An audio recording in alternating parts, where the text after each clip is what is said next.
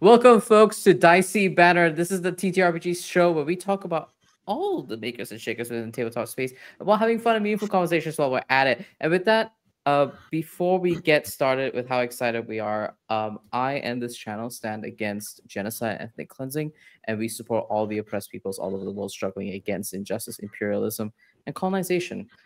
Free DRC, Free Sudan, and Free Palestine activism has been on the slower end as of recently.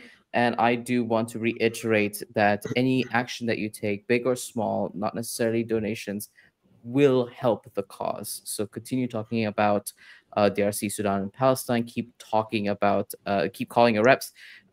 Even the one-click help for Palestine helps. Continue the boycotts. And with that message of solidarity, hi everyone, I'm Valiant Dorian. I am your host for this evening. I'm a TTRPG performer, GM, writer, and Twitch Friday streamer. Welcome to my channel. You can find me all around the internet at Valiant Dorian or at Otso SpiritBear. Please enjoy that lovely treasure I just set you on. And tonight, I mean, you can see the overlay. I have the distinct pleasure of hosting a very special episode of Dicey Banter called Dicey Banter Roundtable with these amazing guests. They are the brilliant minds and hearts behind Godkiller Last Hope, spanning across camera and tech, dramaturgy, and performance. Please welcome the incredible cast and crew of Godkiller Last Hope. Connie, please kick us off. It's a me, Connie, kicking us off. Hey folks, Connie Chang, pronounced they, he, and she. I am the game master for Godkiller Last Hope, and I am the showrunner and creative director for Transplanar RPG, which is the channel behind Godkiller Last Hope, all transgender, people of color-led, dark fantasy channel telling stories set in an original, non-colonial, anti-orientalist multiverse. And I'll pass things over to my luminary Godkiller themselves, C. Thomas. Oh, stop. I kill gods. Hi, my name is C. I use they, them pronouns, and you can find me making very trans, very gay art on the internet at C Plays RPG.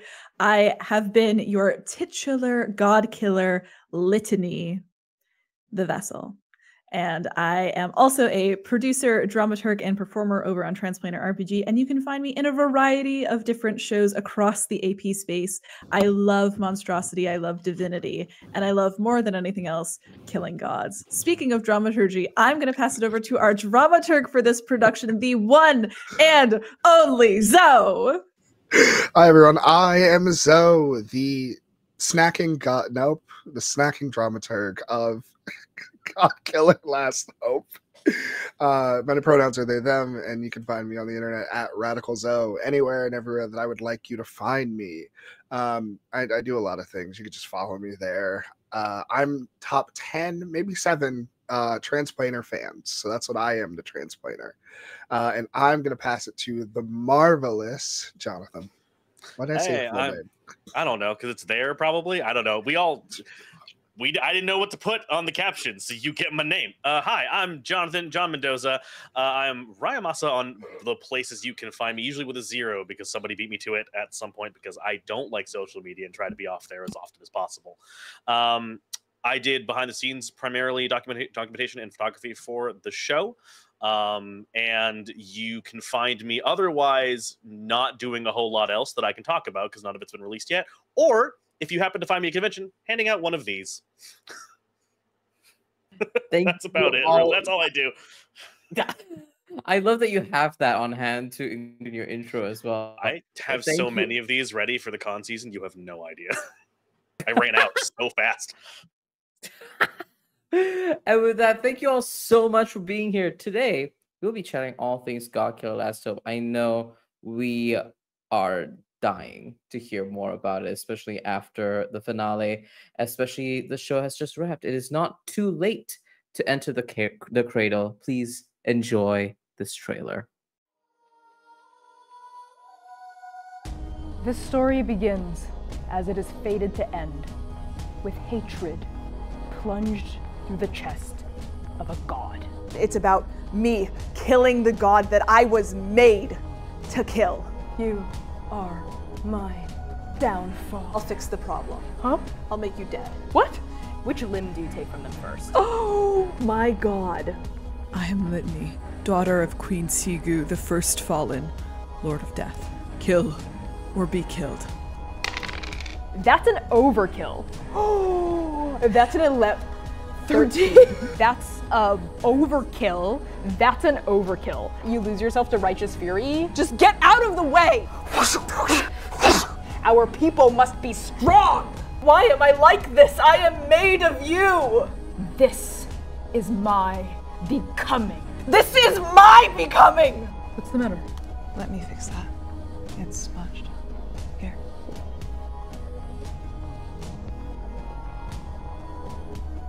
Those cracks are sealing up. They were never meant to be opened. As she strains away from vengeance and hatred and fury and toward love.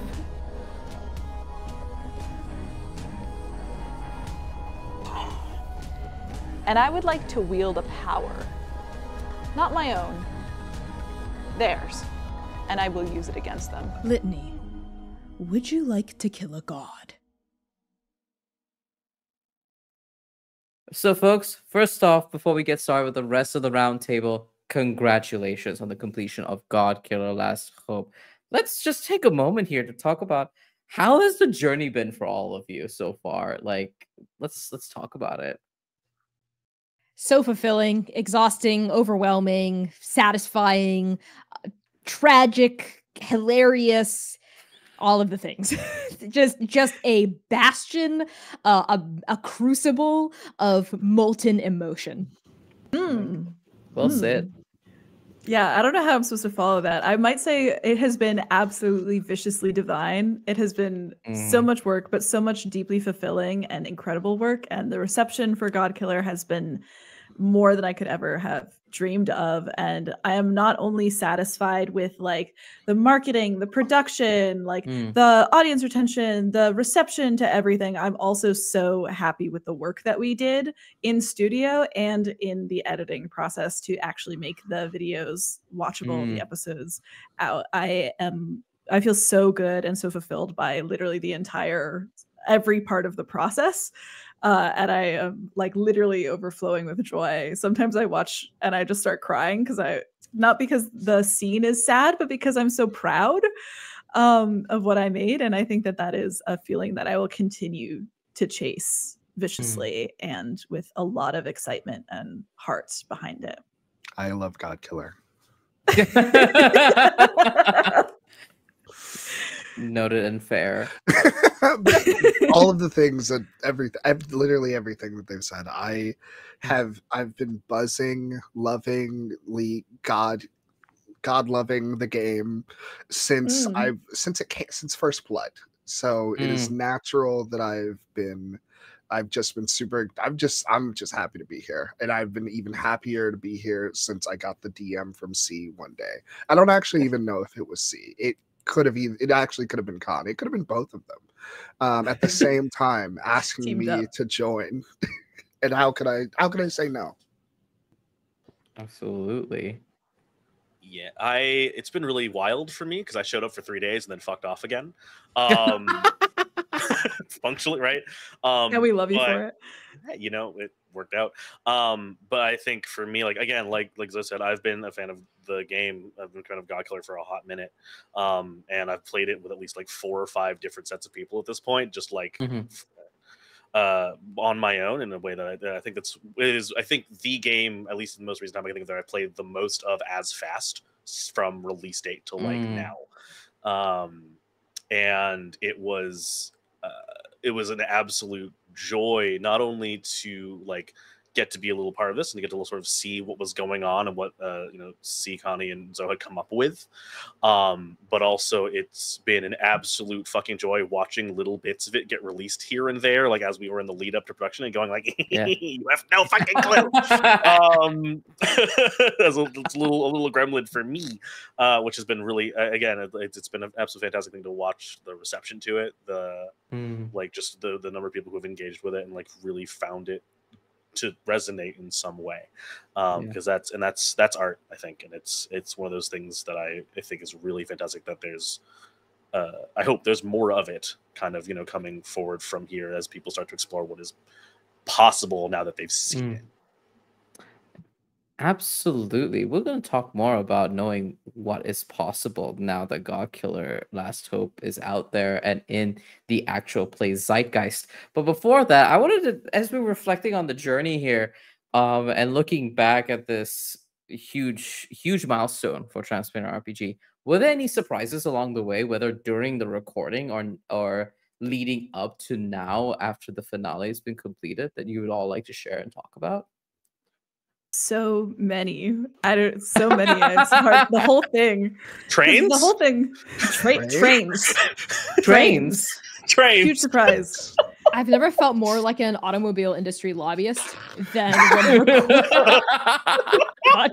Oh, 0 out of 10.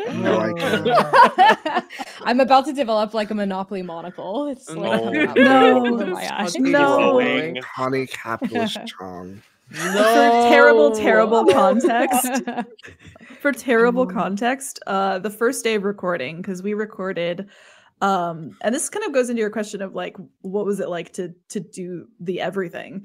Was the ambition of the project was noted and intentional, but doing it was also extremely surprising insofar where I was like, yeah, wow, that's super ambitious to record 8 episodes for the first time in a studio setting ever, filming with film equipment for the first time ever, working with our technical director for the first time ever, in a studio setting ever, right?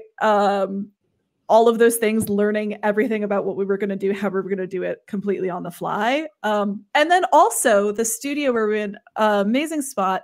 Unfortunately, on Friday, the first day that we were recording, we recorded 3 episodes. And on Friday, the train runs parallel to the studio, very close, every 40 minutes. And when it comes into the station, it blares its horn.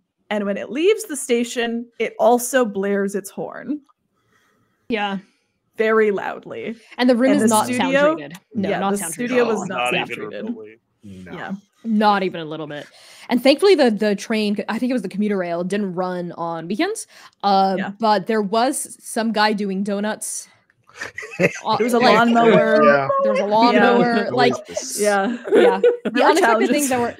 that were out of our vehicular control. challenge. other people. It's what I'm hearing. Yes. Like, The sonic and vehicular travel Yes. challenge of it all. To Mm. get a Yes. soundproof room. Just Yeah. to anyone watching. That's Lessons for Yeah. the future. You need a Yeah, sound treated soundproof. room, Yes. or at the very least a room like away from a busy street. Mhm. Yeah. Bare minimum the away from a woods. train station, like Yeah. not right next to Do a train not pick a station. train station like literally 15 feet from the Location. Location. That is a huge lesson. I remember because Yeah. we were shooting functionally like in my geographical backyard, and I remember coming in and hearing the train, and we're going, "What is that?" And I'm like, "Oh, that's gonna go like every 40 minutes, and then every 20 Yeah. minutes in between that." And we were all like, "Oh, shit." And warn us, John. Yeah, I a lot of stopping really and starting. forgot. I was just honestly so hyped to be there that I was like, "Wait No, a minute," literally. and I was Yeah. like, "Good thing it doesn't run on Sundays and Saturdays." So like, you know, Yeah, that was honestly really Great. because I feel like we probably all would have like driven ourselves to the point of no return. That would have changed. Yeah. It would have the changed entire- things. It would have really changed Oh, things, man. probably for the worst. Forecasting a bit ahead, though, I think one of the things that was really cool is it did do an interesting thing to our production time and the way we were timing things on Friday. That is really interesting. Mhm. But I want to Mhm. that I want to touch on later. But I think it did something really freaking weird with that. That was very fascinating to watch. I'm looking with Ooh. both my eyes. Any other surprises or like just wondrous experiences, I guess, that happened now that everything's done and we can look back at and smile and laugh instead? I mean, the surprise of the reception has been really amazing. Really? And I think a lot about marketing. I think a lot about like how we put about audiences, about community management. It's always like going in my brain. And there's like a very interesting, very new and surprising to me, like dual worlds happening in the Transplanar fan community, where our fan community on YouTube has risen and in some ways overtaken in terms of like sheer numbers Yeah. our community on Twitch, I which is see. very interesting. And those two communities, even though we're streaming them at exactly the same time on the two different platforms, are very different. And like how people interact in chat and like in the media, and like then everyone coming together into the Discord has just been very interesting to see. It's always surprising because the work means so much to me, and when it resonates with other people, is just like such an incredible feeling. And so many new faces coming in to Godkiller Last Hope has been intentional, but also surprising that it worked. And like the surprise of chasing ambition, and I feel in all of the ways that I had ever hoped, Godkiller is a massive success of all of the ambitious plans that we had and wanted for it. And I am deeply, deeply excited and deeply happy about that. Actually, Yes, in go ahead. terms of like the table we were using to play on, I sourced it from Facebook Marketplace. Yes. Like the physical table itself. That was the backup table, because the actual like number one like table that I saw online that I really wanted, I went up, I got, and I arrived in person. And I went, oh shit, this is ugly. I like showed up to like in person. I was like, oh my god, the pictures look better. I was like, okay, and I checked it, and then like I was like, maybe I should get like a backup one just in case it doesn't like shoot well. So literally like the day before Friday, like Thursday, I found picked that up Zoe the same after like we picked up Zoe, we the picked up same Zoe and went picked to up Zoe, the- and then we went to this like Facebook Marketplace meetup, and then I picked up this table. It was beautiful. We had to like remove its legs to fit into the back of my 2008 sedan. And then on setup day, Thursday, I think later that day, right? Like when we were setting up the day before we were shooting. the next day, the next day, we set up the first table, and it had a wobbly leg. Like we set up the first, it would not was, like, fit. broken. It was broken. It would like, a table. we were like, shit. So then we set up the other one. It was like totally fine, really good. But it's just, it goes to show that I feel like the vibe would have been super different had we used the first table, because like the color of the wood was different. It was a different height, like completely different vibe. So just a small surprise, last minute thing. I don't think a wobbly table would have been great for production alongside all of the other sonic troubles that were plaguing all of you.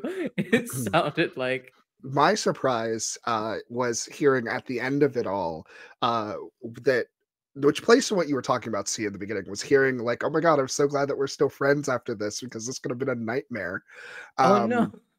Which is like, the more you're saying now, the more I'm like, oh my god, like it could have been a nightmare. We did so much in those 3 days, like basically none of us had worked together in that capacity, not like that. Like I've worked with C constantly. We play a lot of games together, we talk, we do things. Like I went into it knowing like, okay, like I'll do this job. I'll do this job good and well because like of who I'm working with.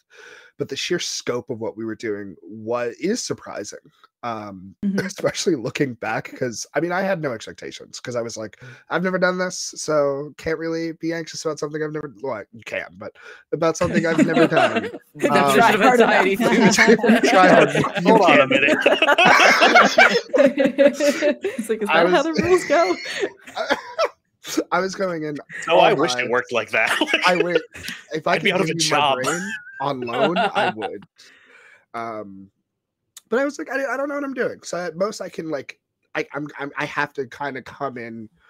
There's almost no expectations and be cool with how this result is going, and that helped a lot for me in terms of like doing the work. I knew that the job was going to be mostly like in person when we were there, so I those are my expectations. And then C said that to me, and I was like, what? Yeah. For context for that too, the theater productions that I've done in the past, like in person pre-COVID, when I was still working as a dancer, theater production person in Minneapolis, I was treated pretty terribly, and people that I loved, respected, worked with for a really long time, I like can no longer really consider my friends because of how I was treated specifically for like tech and theater weeks, right? Of being like, yeah, you have to rehearse for 12 hours a day with one break outside, no shade, and go fuck yourself also, right? From like directors and stuff like that. Just really intense and coming out of that being like, I can't work with you anymore, actually. And I'm really, really proud of and really happy with, not surprised by, because this was like intentional going in, right? And all the people that we invited in were folks that I trusted, and working with Ryan for the first time was really fantastic. Yeah. We didn't know Ryan or his PAs necessarily, but I feel like we're developing a lifelong artistic relationship, which is fantastic, and I'm very excited to continue to work with him in the future. Wink, wink. For more in-studio work. Wink, wink. But just in the past, like those other productions have really, I think, soured a lot of in-person artistic work for me. Just because of the demands and the ego and the fact that everyone there's a lot of that in theater culture. That's not even just theater, just even in like any type of like in studio work, film, bands, you name it. Arts and egos. Yeah, especially for a big thing, and just the way that everyone handled themselves with so much respect and so much ease, and like, we'll get started when we're ready. We'll take we'll take the breaks when we need them, right? Like, we'll do this. We only have a certain amount of time, but nobody's gonna stress. We're gonna take it easy. We're gonna do what we need to do. Ryan was really instrumental in that. Zoe was really instrumental in that. John, you were also really instrumental in that. And, you know, like being able to be in that space, I think honestly healed something in me as a performer, where I was like, oh, I can make really meaningful art without feeling like I'm dying at the end, or without feeling like my soul's literally been ripped out emotionally and physically. I was like, oh, this is actually what it means to make meaningful art, is that not just the end result isn't just good, it's that the process was also really good. I like literally can't wait to do it again. I would say, like, to kind of double up on that as well, because I've done both theater and film, like you know, personally and professionally, and I think the big surprise for me in that regard was I say big surprise, but not really, like knowing the people involved. But I think the thing that was really great and really kind of, you know, unique to see in this kind of flash in the pan kind of moment was everyone was there to like make the art and not to like advance their, you know, their own career or do any sort of other stuff. You know, we were all there to just kind of make, and I think that's a really like great thing, to be able to be in a place where you can trust everyone to just be in to do the job, because we all want to see this thing happen. And not necessarily because like we want our names attached to it or whatever, but because it's good to make in and of itself to a certain point. You know, even if we know the end product is going to be something that's going to be put up somewhere for people to see it, it's like in those moments it was like, good job everybody, we did it, cool, go home and sleep. We did not, but you know. It was a lot over several days. I imagine that rest was few and far between, even though intentionally set aside time to do so. We, Zoe, Connie, and I, because I was staying at Connie and I's spot, we'd get home and then we'd sit around the kitchen table with our dinners for like, from basically like 7 until maybe 12:30, just at the dinner table talking about the next set of recordings. Oh my god. Just like hanging out. That was my favorite part. It was great. I honestly love it. Yeah, it was a lot of fun. Incredible. It's incredible the amount of joy and like success that Godkiller Last Hope has, you know, has achieved over these many weeks. And with that, let's hone in on Godkiller Last Hope, and let's talk about from the outset, Godkiller is an intimate game between 2 players, right? And in terms of the actual play zeitgeist, we do not have a lot of performances or actual plays that have such a close, like intimate setting to it that's inherent to the production itself.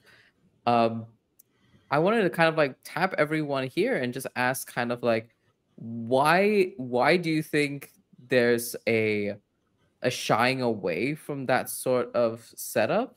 And why did y'all just absolutely smashed it from concept to performance? I think it's fair for me to say. I think it's fair for me to say. I will not hear any bias about this. It's true.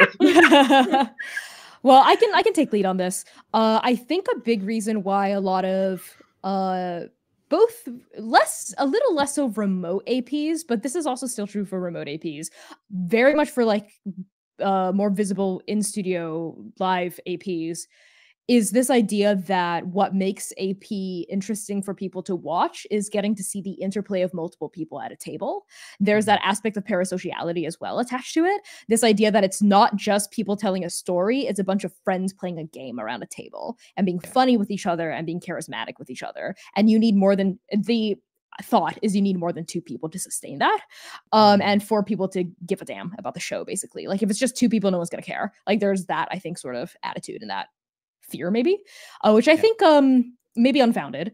And I think that part of why Last Hope worked for us is because I wasn't approaching it as an act of like recording parasociality or like incubating that necessarily or like being kind of cheeky with it. It was very much just like C and I trying to tell a story together. And this is something that we do quite a lot privately. Like I run a lot of one-on-one games just for C, and like we will talk sometimes, you know, if you're just chatting it up with your bestie and you're like, you know, especially if you're like a text RP girly, you know, grew up on Guy Online, grew up on Fantasy Flight, like grew up We're all on chasing Neil that. boards. Yep. Yeah, it's like if you've ever had like a one-on-one text RP with someone, you know the incredible wealth, depth, and breadth of world you can carve out with just 2 people. And in fact, the advantage of just having 2 chefs in the kitchen is that the vision is really sharp.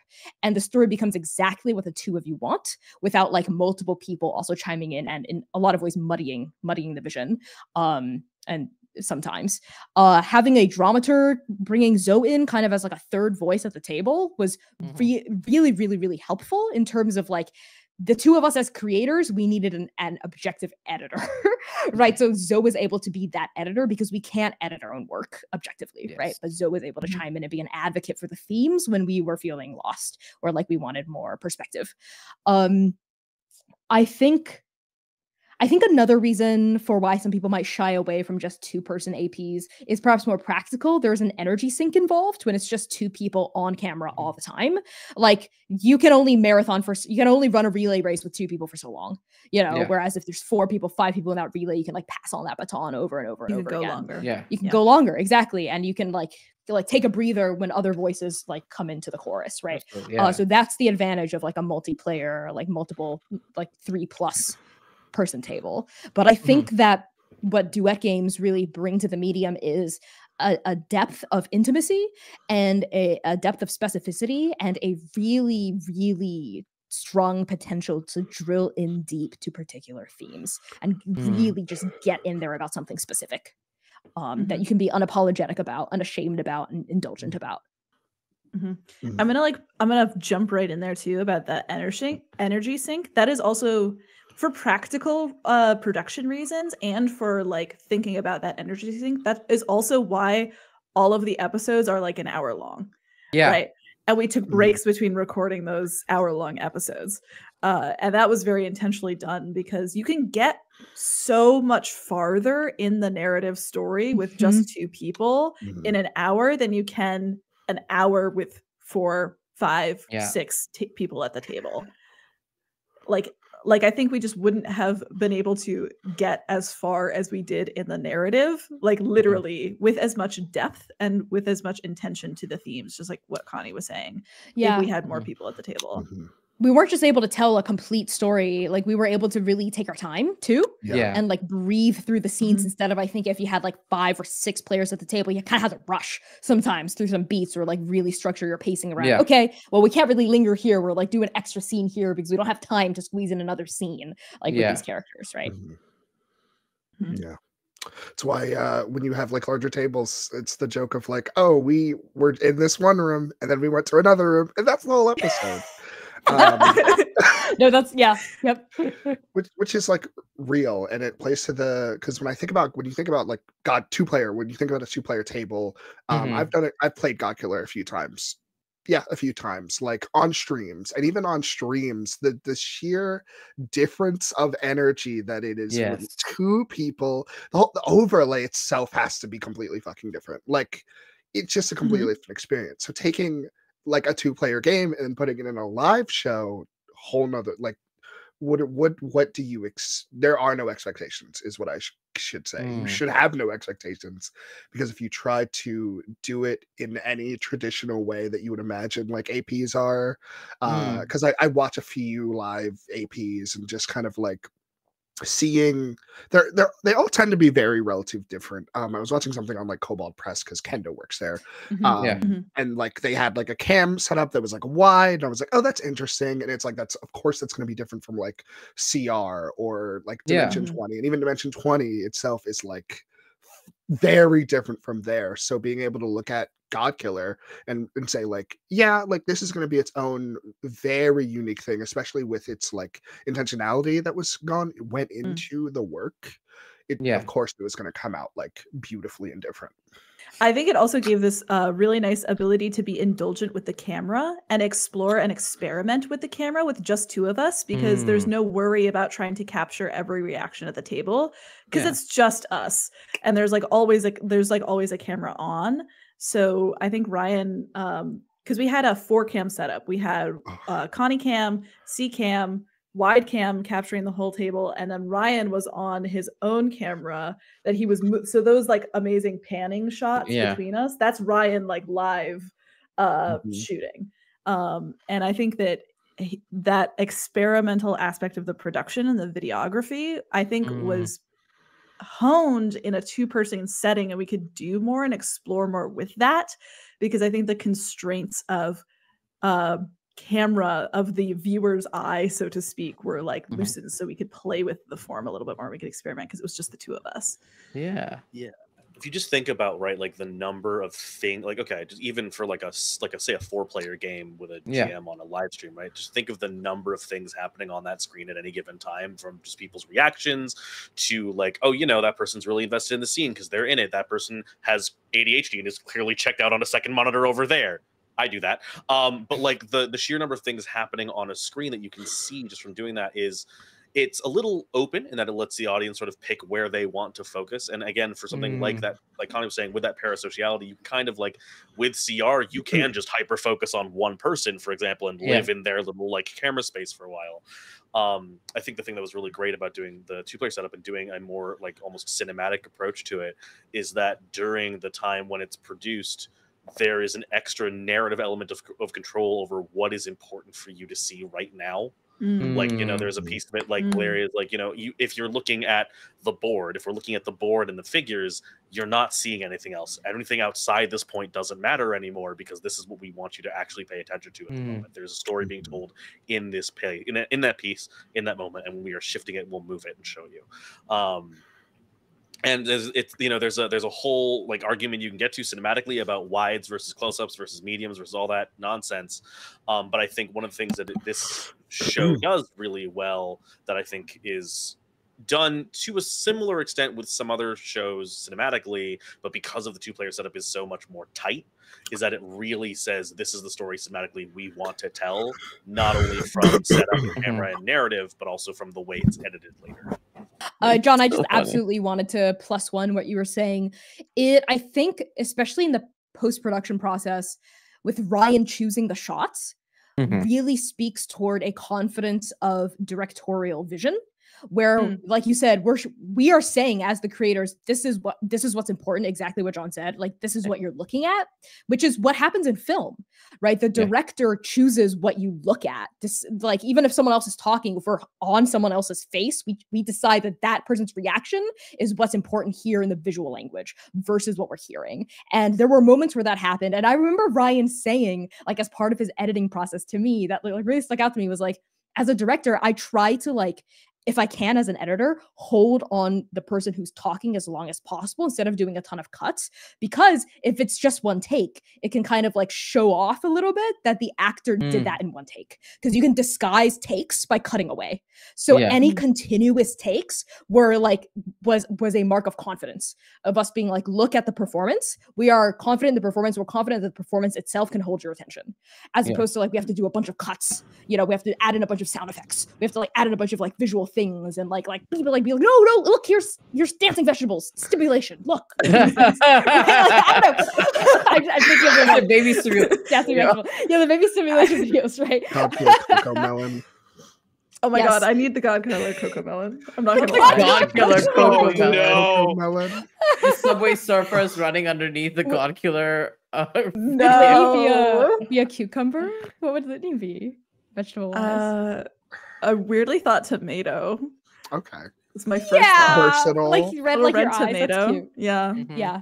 Mhm. But anyway, I just wanted to like say that I think we were, as a specifically a duet game, we were able to develop a really unique and strong visual language in a way that I think multiplayer APs can do. And I think we're seeing a lot of really innovative shit, especially coming from Dimension 20. And some other stuff's coming out now that's like doing interesting things, I think, with the medium.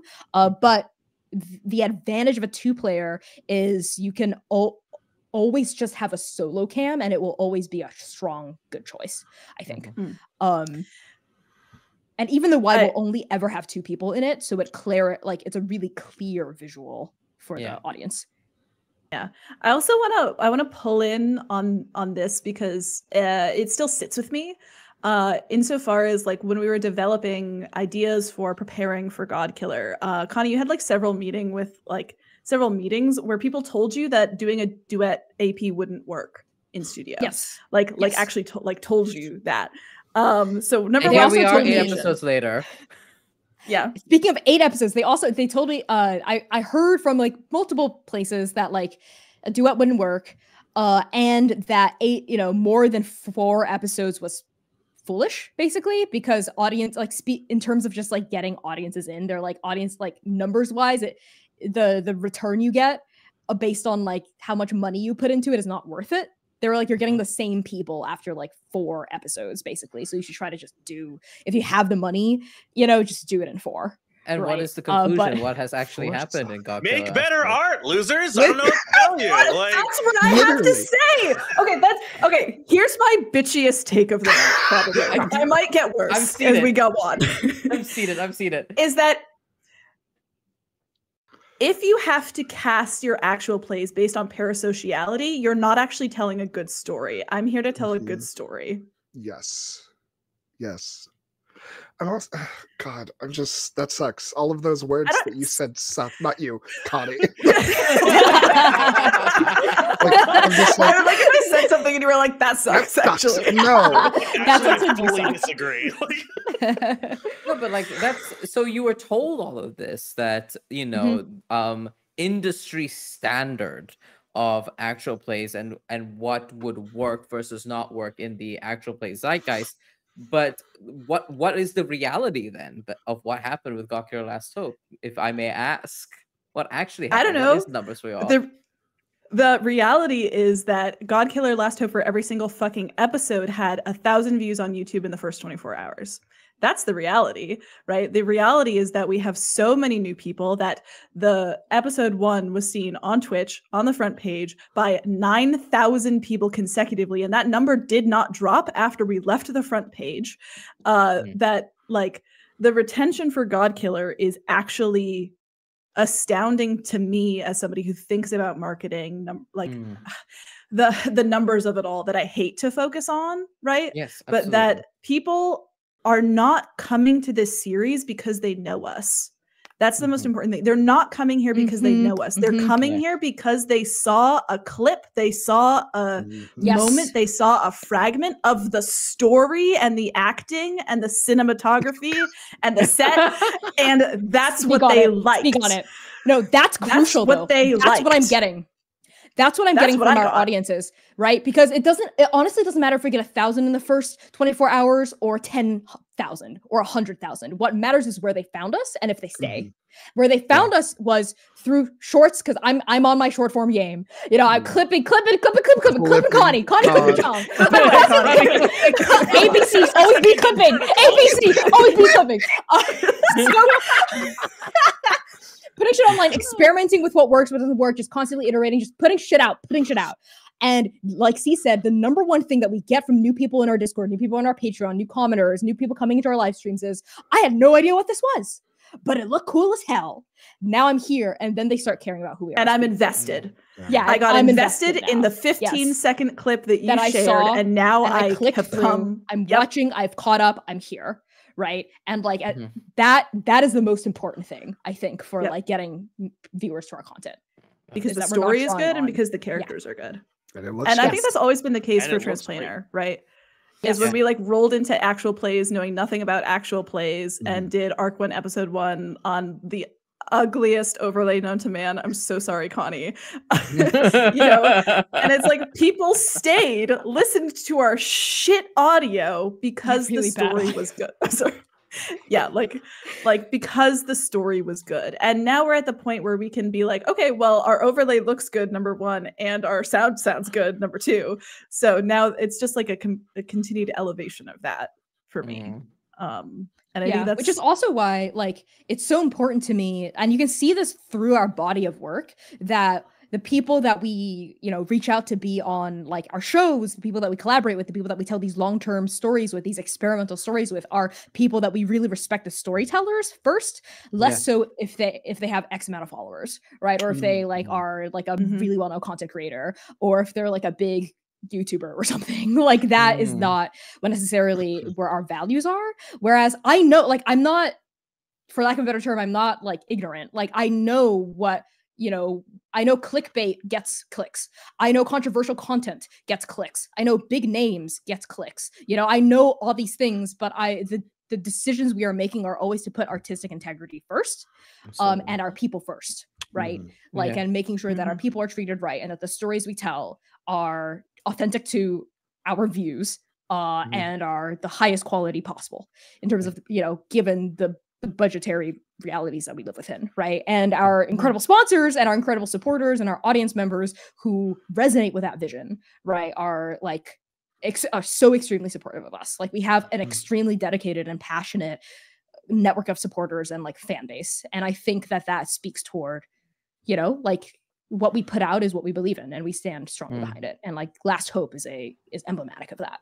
Yeah. There's also I think something that's really sort of cemented in the AP space specifically, because we were talking about this actually during shooting. We were talking about sort of like the way that people use camera and storytelling to do it. And there was, you know, way back like circa 2014, whenever the heck like Legendary picked up Critical Role, there were like 2 shows in that space there were really only 2.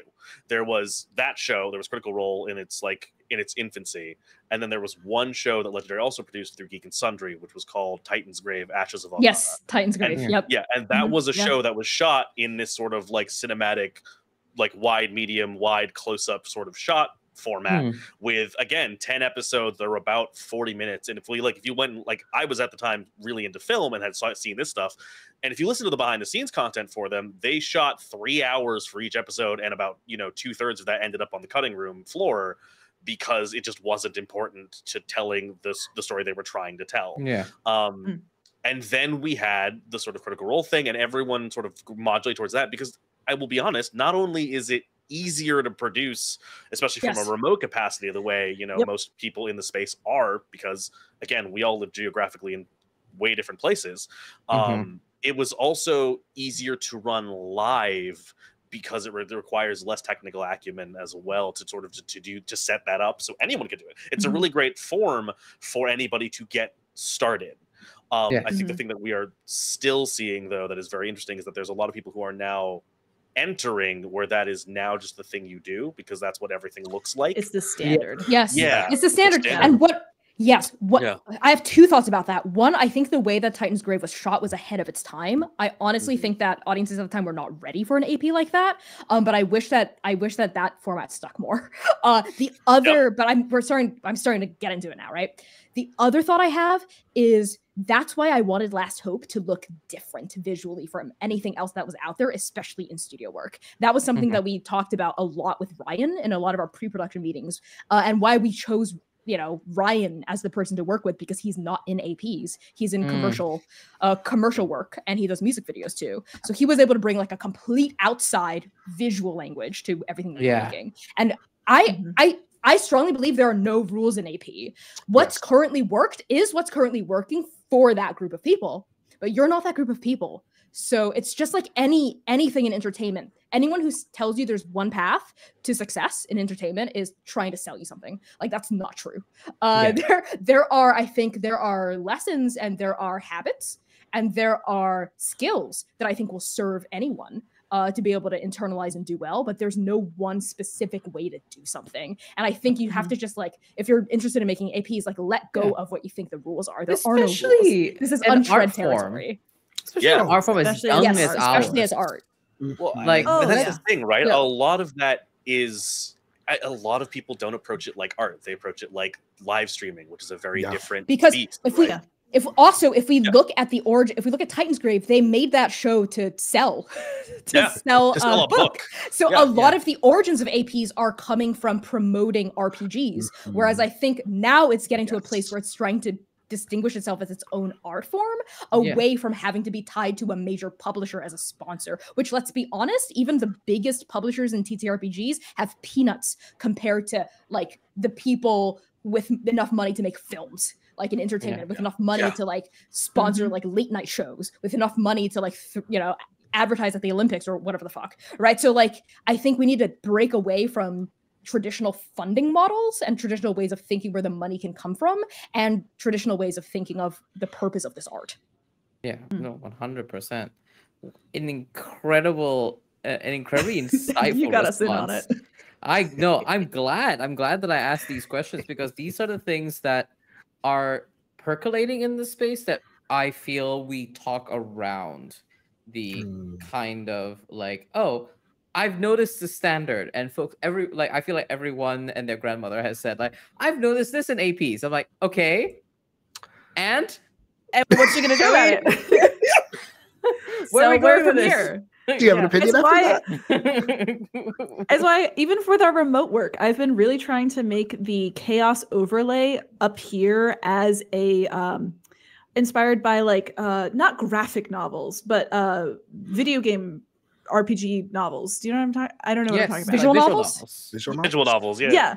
Yeah, or like this is so silly, like Dream Daddy, where it's like you have your character art and then like text coming up, right? So it's like you have your character art, and I'm like, if I could make it bounce when they talk, like I'd be golden. You know what I mean? All to say. Anyway, I agree 100%. Yeah, I think we've reached a very interesting point where we've talked a lot about kind of the incredible intimate performances, and also the incredible contributions and skill exhibited not just by Ryan, but also by John over here behind the scenes, the folks in the tech and the camera work in Godkiller Last Hope. We've already established that the visual look of Godkiller Last Hope is very, very unique. I would love to tap all of y'all, especially since you were there in the production of it. How was that relationship with camera and tech setup, working with someone, as you've just mentioned, who's not in APs but works commercially? How was that working relationship look like, and how did that impact the final product that we got to see? Ryan is my hero of all time. Actually, I would love to hear from John and Zoe first, though, as people who were, because we were in front of the camera and you both But y'all were behind behind the the camera. camera. You were able to see that. Yeah. I think there was one really great moment where y'all were performing and Ryan snuck away from the camera for like 2 seconds, turned and looked at me and Zoe and went, did y'all just get goosebumps? Because I did. And that was the thing I think that was just so cool. It was just like three behind the scenes, and all like even the PAs, the two PAs we had, there was just moments where we were like, we're just gonna let him go. Like, we can't, like, don't touch anything, don't say anything, don't breathe, don't move. This is happening, and cameras have to capture this. And I think really what it is I think, we've spent a lot of time in this space talking about like the separation of like GM/performer and producer, in that the sheer weight of having to deal with tech while that is happening, while you're telling a story, while you're trying to perform, is so unimaginably difficult. Like, if you are aiming to get quality, because it is functionally impossible to balance all those three things without offloading some load somewhere to someone else, or making it sort of a team process somehow in some way or another.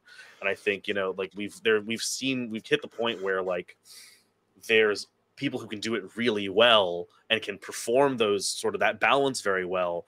But there is, I think, in Last Hope is one of those shows where it shows you what happens when you just let people perform and go at it and never have to worry about the tech pieces of it. Yes. because it frees you up so much to just think about performance and never have to, like, we talk again, therapy. We talk about drama therapy. We talk about distance, right? Which is the distance between what you are, who you are, and what you are performing, like in what that is spaces. It gives you the ability to make that distance. Otherwise, you're constantly like here between person trying to manage tech and person trying to like act, and that's the more you can sort of pull that apart from a production standpoint, the easier it is, I think, to sort of see that. And we see a lot of that in terms of the way that, you know, no one's looking at a monitor, no one's looking at a camera, no one's looking at all that. There's two people just with each other, really present in that moment, able to just play, which is great. Yeah, I mean that's even why I'm gonna set you up, Zoe. And that's why we brought in Zoe. Like, we were talking about this, first, like, one of the first things I said to Connie, where I was like, okay, well, I need a dramaturg who's not me. Like, I need someone to dramaturg me who's not me. I can't do, like, I can't. And Zoe was like the person for exactly that reason that you're talking about, John, that it was like, I need to just be in the spaces of the performer. I don't want to be the stage manager, because I've worn all of those hats at the same time as being a performer. I don't want to be the producer. I don't want to be the stage manager. I don't want to worry about the cameras. You have the cameras, you have the audio. You'll tell me if we need to take something again. Like, and it will, and my dramaturgy brain will be off, and I will just be in the litany feral zone, which is, I think, why this is one of my favorite performances ever. But anyway, back to the question. So it's all you. No, you're exactly right. I love Ryan. Ryan is excellent. Yeah. That is the number one pleasant surprise, is the existence of Ryan. Honestly, I don't know how to say Ryan's last name. Jabot, I think. Jabot. It's Jabot. Yeah. I almost put an L there, which I knew was wrong. And what everyone is talking about and what is so important is like role fulfillment, and how much, and on the flip side, how much everyone cared to be there. Like even the PAs that like didn't know anything, like knew very little about what was going on, came in not only to just do their jobs, but got invested in what was happening very quickly. Like, and I think that was the like important, that's the power of the story that was being told. Just the fact of like everyone keeping to their roles. Like, I think the first day, it was either Connie that was like, hey everyone, or before that, we were like, hey, if we have any creative things, toss it to Zoe, and if we have any technical things, toss it to Ryan. And just that importance of like, you know, everyone has a lane. We're going to stay in it. The performers are going to perform. The dramaturg is going to drama it up. And Ryan is going to be on every single camera. And when I did double dip, it was terrible / affectionate. So sweaty. So sweaty. We're like, oh my God, so do you want to be Prince Wu? I was like, oh my God, I got a haircut for this possibility. I also needed a haircut, which we just talked about the other day on a, what are they called? Q&A. Q&As, yeah. Yeah, it's such a good liberating feeling of like, you know what, we got our roles, like we know what we're doing. I love having a well-defined role. Okay, here's another piece of advice to people coming into TTRPGs, APs, any sort of nascent art form trying to do stuff. Like, do not be afraid of a well-defined role with defined duties and responsibilities for each person in it, laid out in text, in writing. That was something I was really afraid of 4 years ago at this point. When I first came into TTRPGs, making APs, I was like, oh, well, I want to make Transplanar and I want players but I don't want y'all to worry about anything. Do whatever you want. I'm probably going to manage everything. And then I immediately burned out, and C ended up doing so much work. And I was like, I do want that. I made this, but this is all of us. So this is horizontal, whereas I think what really needed to happen from the beginning was just me being like, I'm in charge. Here's what's happening. Here's the vision. Here's what the show is about. This is your responsibility. Here's what's going to happen. Do it. Please do it. Take charge. It's so, like, again, speaking of, we used the cooks in the kitchen metaphor earlier, right? It is so hard to get something done if everyone is pulling in every direction. And like, again, not saying it can't work. I've seen some really interesting stuff, like devised theater spaces where that's really fun. But at the end of the day, someone sits down and goes, "This is the script we have now," and now we do it.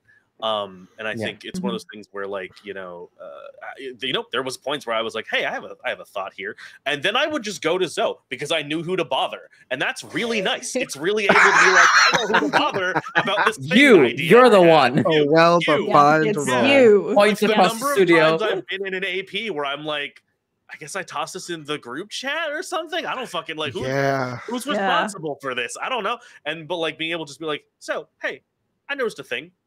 Maybe we should talk about it. And it was great because Zoe would go, maybe, or nah. And I'd be like, cool. And then I'd go back to doing what I was doing. And it was it's that easy. It's that easy. Truly, not to gush about Transplanar on main, but I will because it's my show. It's my show and no one can tell me what to do. But like, that's one of my favorite things about Transplanar RPG and working with Transplanar is that I gush all the time behind the scenes to you all about like, Transplanar spoiled me. Now, if I go into a session 0 where there's no agenda and we are just meandering between points for 2 hours, I will lose my whole mind. But like it is that level of like understanding where everyone's defined roles are that really just takes a lot of responsibility and like anxiety almost off of like performances, and for everyone else who's fulfilling their roles, you don't have to worry about cameras or whether tech is teching, because so you could just focus on working on dramaturgy, and Connie and C can just go and be feral at each other at a table without having to worry about all the production, all the audio, how the story is going. They could just be feral at each other, I imagine.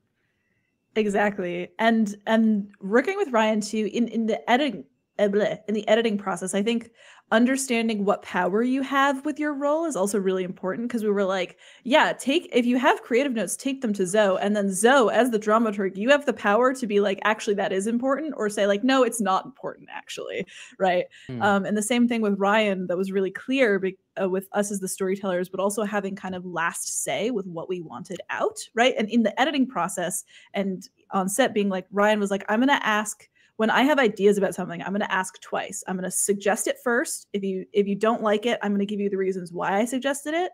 And if you still don't want it, then I'm going to let it go, right? And it's going to be like yours. And that way of working was really fantastic. And like we've had moments with in the editing process where Ryan is like, I cut this moment out because of this, and I was like, actually, I want it in, and Ryan would just put it back in, right? Because the like delineations of like what the vision was, it was more important, right, that from Connie and I as the creators of the show, that we had kind of final say for what the editing process was and looks like.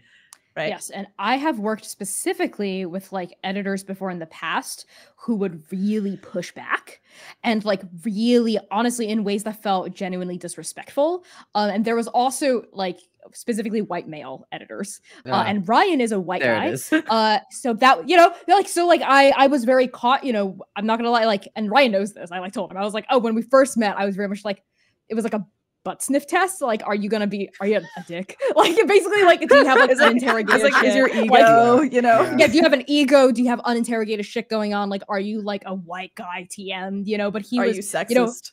Are you sexist? Are you racist? Like, you have to do these checks, right? Like, when you're meeting someone. But like, I think he's proven both through words and more importantly through action that he like is actually he's a really great person to work with, very receptive, and like had a very compassionate but also really clear and firm way of directing, which I really enjoyed. And editing too. He's an excellent editor. He's an excellent I enjoyed editor. the process of working with him. This one goes out to you, Ryan. This one goes out to This Ryan. one's for you, Ryan. Our token white guy. Ryan clearly is what I have to do for Dicey Banter, is to hit up Ryan Jabot and see like if we you should. You absolutely should. Yeah. You should. Genuinely. Speaking of talking about cameras, bringing us all back in. John, you were responsible for a lot of the behind the scenes media that we got to delightfully consume, even in the weeks leading up to the launch of Godkiller Last Hope, right? Yeah. So I would love to talk to you about not only the process of coming up with these behind the scenes media, but like, what is the intentionality of how you go about your work acquiring this media and also utilizing it for the production's benefit later on in setting setting up the stage essentially for Yeah. Godkiller Last Hope. So primarily, because this is like the second or third time I've done this, sort of like on an amateur level for a couple of different shoot productions. But my number one goal, first off, is capture as much as possible that's different, right? So like I'll try to get a lot of very different looking like shots of people in certain things, and there are points where like I can, like, if you look through all the behind these footage, you can tell there's a point where like in later episodes it petered out because we were hitting a lot of the same beats just in different clothes, and I was like, that's not interesting enough for me to capture personally. But then when we started adding additional story beats, it was like, here we go, okay, there's some new thing, there's new physical movement, there's new something like that happening here and there.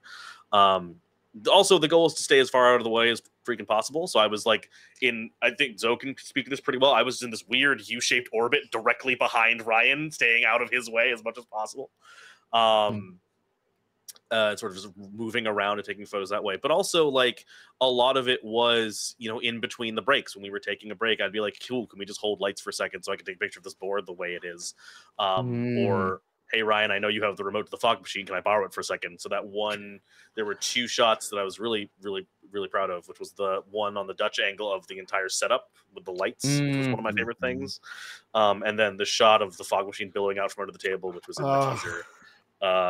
Those were my those two things I was the happiest about. But the goal was, like, at the end of the day, my goal from behind the scenes is to do what the cameras are doing on camera, but from a wider perspective, to see, like, hey, not only are these people capable of all these like great performances, but look at the technical acumen that's on display here. Look at what is, you know, look at the performance conditions in which people are performing. There's a couple shots of just like Zoe fucking focused on this shit from like directly behind over the shoulder. Yeah. Because I was like, I really want people to see, like, this is a process. This is a lot of work in any sort of creative process but also, like, let's look at all the stuff that, you know, went into this. Which is why Connie caught me at one point just holding minis and whipping my phone around like a TikTok person. And just because I was just like, I don't know if this will be useful, but I've seen it, so we're going to do it and give it to you at the end of the day. I did turn that into a TikTok, actually. I saw, and I was like, yeah, there it is. But yeah, the goal was to, again, to just give as much possible to play with, at least from the perspective that I could see as a recorder. Yeah, it was a lot of fun. Also, I got to use a camera as not a webcam for like the first time in several years. I'm so happy for you. John being there truly, in my opinion, as a fan looking at this, leveled up the game. For sure. Like the content, like like stuff on social media, just being like and you being there in general was just real. It helped me too. Like your presence, I stand firm in saying that Godkiller Last Hope would not be Godkiller Last Hope if any one person was not there. I could not agree more. I literally could not agree more. 100% agree. Yeah. Also, like, thinking of the camera as like an audience, right? And like you were like there for set photography and like backstage and stuff, but you were also there as kind of the first audience member who hadn't been part of the previous dramaturgy meetings, who I hit up like a week and a half before, and I was like, "Are you free these days? I can pay you in lunch." You know, like. And I was like, "I've done this before, sure." We're like 15 minutes from your house. I like all of the people involved in this production. I will happily take lunch. That's way better than most of them. Yeah, I mean, like, functionally, unless you were about to say more. Just that you were like our first audience member, so being able to like play off of your energy, especially since there was like the room had to be, again, because it wasn't sound treated, and the floors were sticky and loud, so everyone had to take off their shoes. Oh yeah, no shoes on set. Yeah, no shoes on set. We all had to be in our socks, and you like couldn't move while the camera was rolling, like, or else there'd be a squeak that you can hear, and you can sometimes hear it in, like, I can hear it because I know. I can't hear it. In the episodes, sometimes, which is really funny. But like for you to be, and our PAs as well, our like two PAs, as our first audience members was really important to me. To have you there, and like that energy and seeing what you were seeing and getting the immediate feedback response of, oh shit, that's working. Okay. It was really, really good. Yeah, I want to kind of dive deeper into that because yes, John, through your camera work, were like using your tool as a way of kind of like augmenting the audience role and audience perspectives of all of these, snapshots of moments of Godkiller Last Hope that we get to see later on social media and get hype about. But for folks also on set, performers, dramaturg, having not just John but the other PAs on set as audience members and their perspectives on the role, the photographs, and the social media pics that you have later, how did that augment your performance within the space, and how did it shift later, maybe during the editing floor when conceiving of Godkiller Last Hope's final view and final product? Well, the PAs, Colin and James, there were two separate PAs because I think James came first, but then had scheduling conflicts or recommended Colin to come. Yeah. So it was really interesting because during lunch on basically all the shoot days, we all sat together, we all had lunch together, and the PAs, who is kind of similar to John, but even more removed from the world of TTRPGs, like they weren't TTRPG players necessarily, like maybe they'd heard of D&D, done some things, right? Their perspective about the story was really cool as a creator, like as the GM, they'd be like, oh, like this is really cool to see, I really loved this scene, I was so curious what was happening here, the performances were really cool, and it was really necessarily affirming, I would say, especially as our first in-studio production, where I was like, I don't know how I'm doing. I was like, I'm not, especially because it has to be quiet on set. Okay. So when I was playing Tiansheng, playing Tiansheng, Tiansheng is a character who cracks jokes. So I was like making jokes I thought were funny as Tiansheng to C, who would not break character for their life. C refuses to break character. I would pitch jokes and then C would just look at me like this. There would be no laughter on the set. There would be like no response. It's just like me trying to do stand-up to like a dead audience. The cameras would be rolling. I would see Ryan's silhouette while I'm like pitching, and I didn't know, so that was really hard because there were no other players to like laugh at me, right? That was really hard. I'm not gonna lie, that was hard. Like back there, every one of us is just like. I'm so glad to hear that. I needed to hear that. Desperately not to make any. Not gonna lie, it was demoralizing. I'm sure it was. I was so deep. I was also so deep in litany that you would crack a joke and I'd be like, Connie, why did you just make that joke? What the hell? I know. No, here's something you have to understand about C. This is something you have to understand about C. They're a Capricorn moon. They don't. Yeah. Okay, in real life, when we're just hanging out, they laugh at maybe 2 of my jokes out of 50. I'm constantly cracking wise. C's never laughing. So when we were playing, they would give me a look. I don't think you're funny. I just don't laugh out loud at things I think are. Anyway. That is not true. I don't think I see you laugh at other stuff before you laugh your ass off at Letterkenny. It's just that you don't think I'm funny. So I know C's look. C's look that they give me when I do a joke and they don't think it's funny, I'm very familiar with. So I sit there, they'd give me that look constantly. And I wouldn't know if it was them as litany or them as C. So art imitates life, imitates art. It truly does. It truly does. Oh my god, you were struggling. I'm so sorry. You were so brave and also strong. Yeah. I do genuinely think you're really funny. And watching Tiansheng in post is so funny. She's so funny. You were doing good. Yeah. It was real to her experience because she's cracking. It's diegetic, right? She's cracking jokes. No one's laughing. No. Like she's in hell. She's literally in hell. She's in perdition, and no one's laughing at her. Hell is where no one laughs at your jokes. Oh, man. That's hell for me.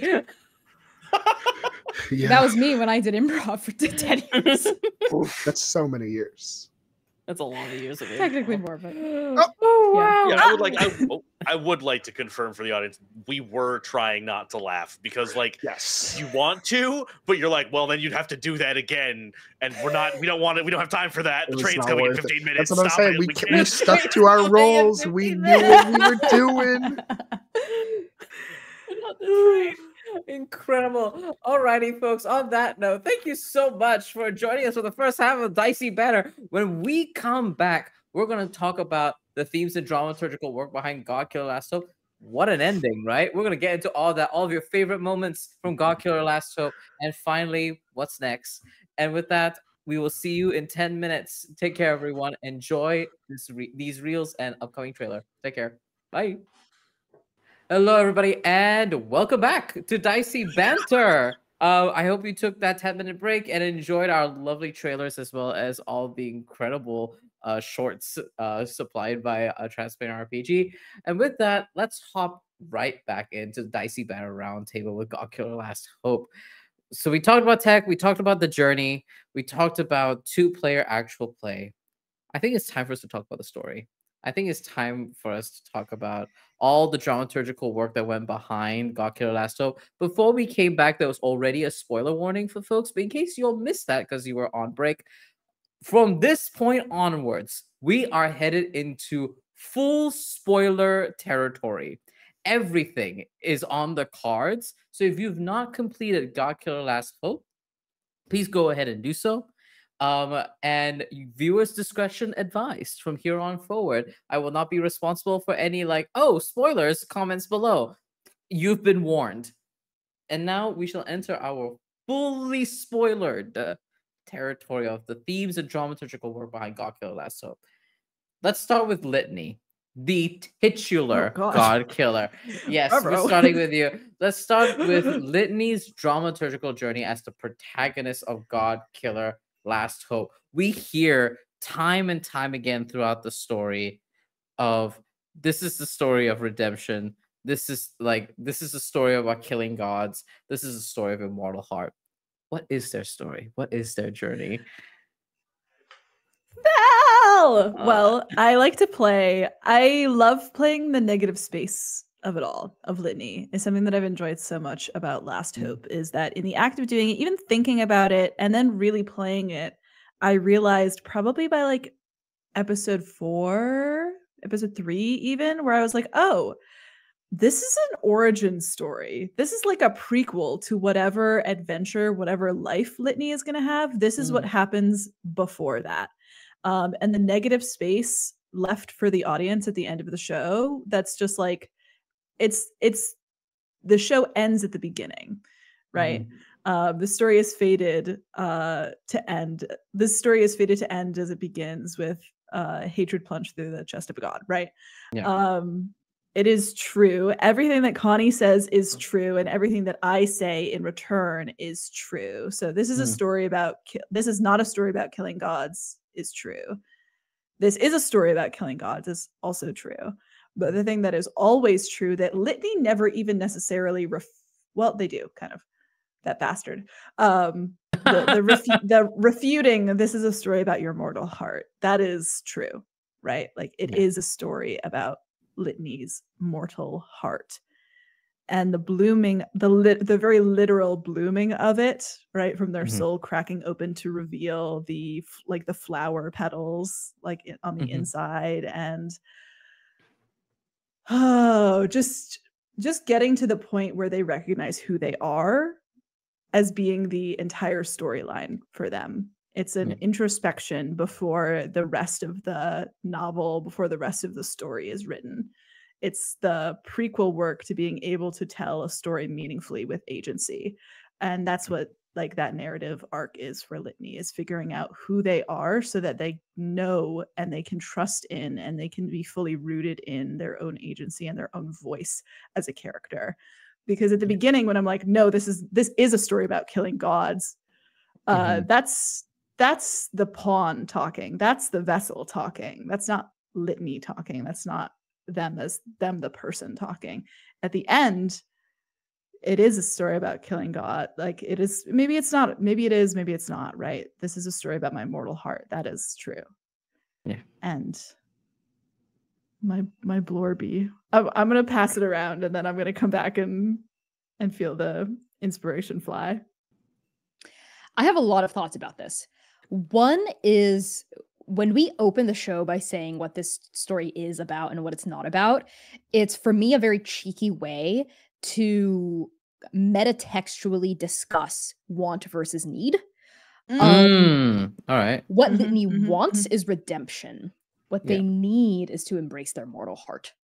So yeah, this is a story about redemption, maybe, maybe not. And like the maybe, maybe not refrain, which is repeated multiple times throughout the campaign, is a way of acknowledging and honoring the contradiction of it. Because yes, this is a story about redemption in the first half, at least. Well, for the whole thing, that's what drives Litany's character to act, right? That's your goal. That's your motivator. That's the engine of the story. You want to go up to the city of heaven so you can kill Longdu and redeem yourself from having failed to kill Yeah. her from the beginning, right? But that's not what you need. What you need is to make your own choices.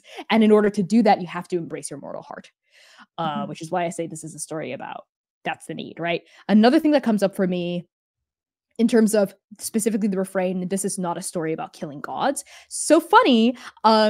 It's a story called Godkiller, right? So like Yeah. on the surface, it's kind of cheeky. It's like, oh, it's called Godkiller. It's not about killing gods. Part of it is the cheekiness. Part of it, I think, is what that refrain speaks toward. For me, it speaks toward genre versus theme, where if you even Yes. just open up the Godkiller RPG itself, it's like, here's how you can kill gods. It's great and it's fun. But if you actually dig deeper and you think about the actual themes of Godkiller, like it's about killing gods, but it's also about what gods represent. And it's Yeah. about power, right? Godkiller is about power. It's not about Mhm. killing gods. That's the aesthetic of it. That's the aesthetic. That's the superficial interrogation of it. If you pry deeper, you'll know that it's about power, it's about agency, it's about choice. It's not about are you strong enough to kill gods? It's about which gods will you kill, which gods will you spare. Ultimately, it's not a game about killing gods, it's a game about choices and the impact of those choices and the context around those choices. So I think that speaks toward, you know, my attempt to kind of cheekily undress something I've been thinking about recently, actually, this idea of like blank core versus blank punk, where you can have like, you know what I mean? You have like, oh my God, I'm so like, oh, this game is so mech core, you know, or like, oh, this game, oh, it's so like sad core. And I'm like, that's an aesthetic. That's a fetish. That's a superficial obsession and investment in the visual fetishes attached to art that you can buy and sell and consume.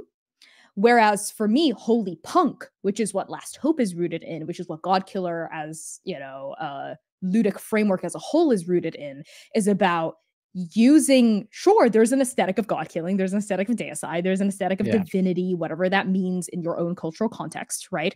But it's rooted in using killing gods as a vehicle to interrogate power structures, as a way to talk about agency and choice, right? As a way to deconstruct white supremacy in a lot of ways and decenter European ideas about religion, and Eurocentric ideas about divinity and devotion. So for me, this is not a story about killing gods, kind of points toward all of those things in like a really non-explicit way. Because this is a story, this is not an academic dissertation also. So those are my thoughts as the GM and as the architect behind this ludo-narrative landscape. Jesus, now- Connie, what's it like to have the biggest brain in the fucking Massive world? brain, yeah. I was like, oh God, okay. So many sulci. What's going on? It's incredibly true. But before I pry deeper into all of your answers, I turned to photographer and audience member as well as the dramaturg on this journey that you both had to bear witness to and also be the editor and architect of. The top two litany experts, which that one I feel confident in. That's true. That's That's right true. and true. That's fair. That's true. Yeah. Of the three whatever those things called, like places that exist for experts in litanyism. I already forgot the question, but I. Litany's dramaturgical journey in terms of like their story Yes. and as Yeah. Godkiller.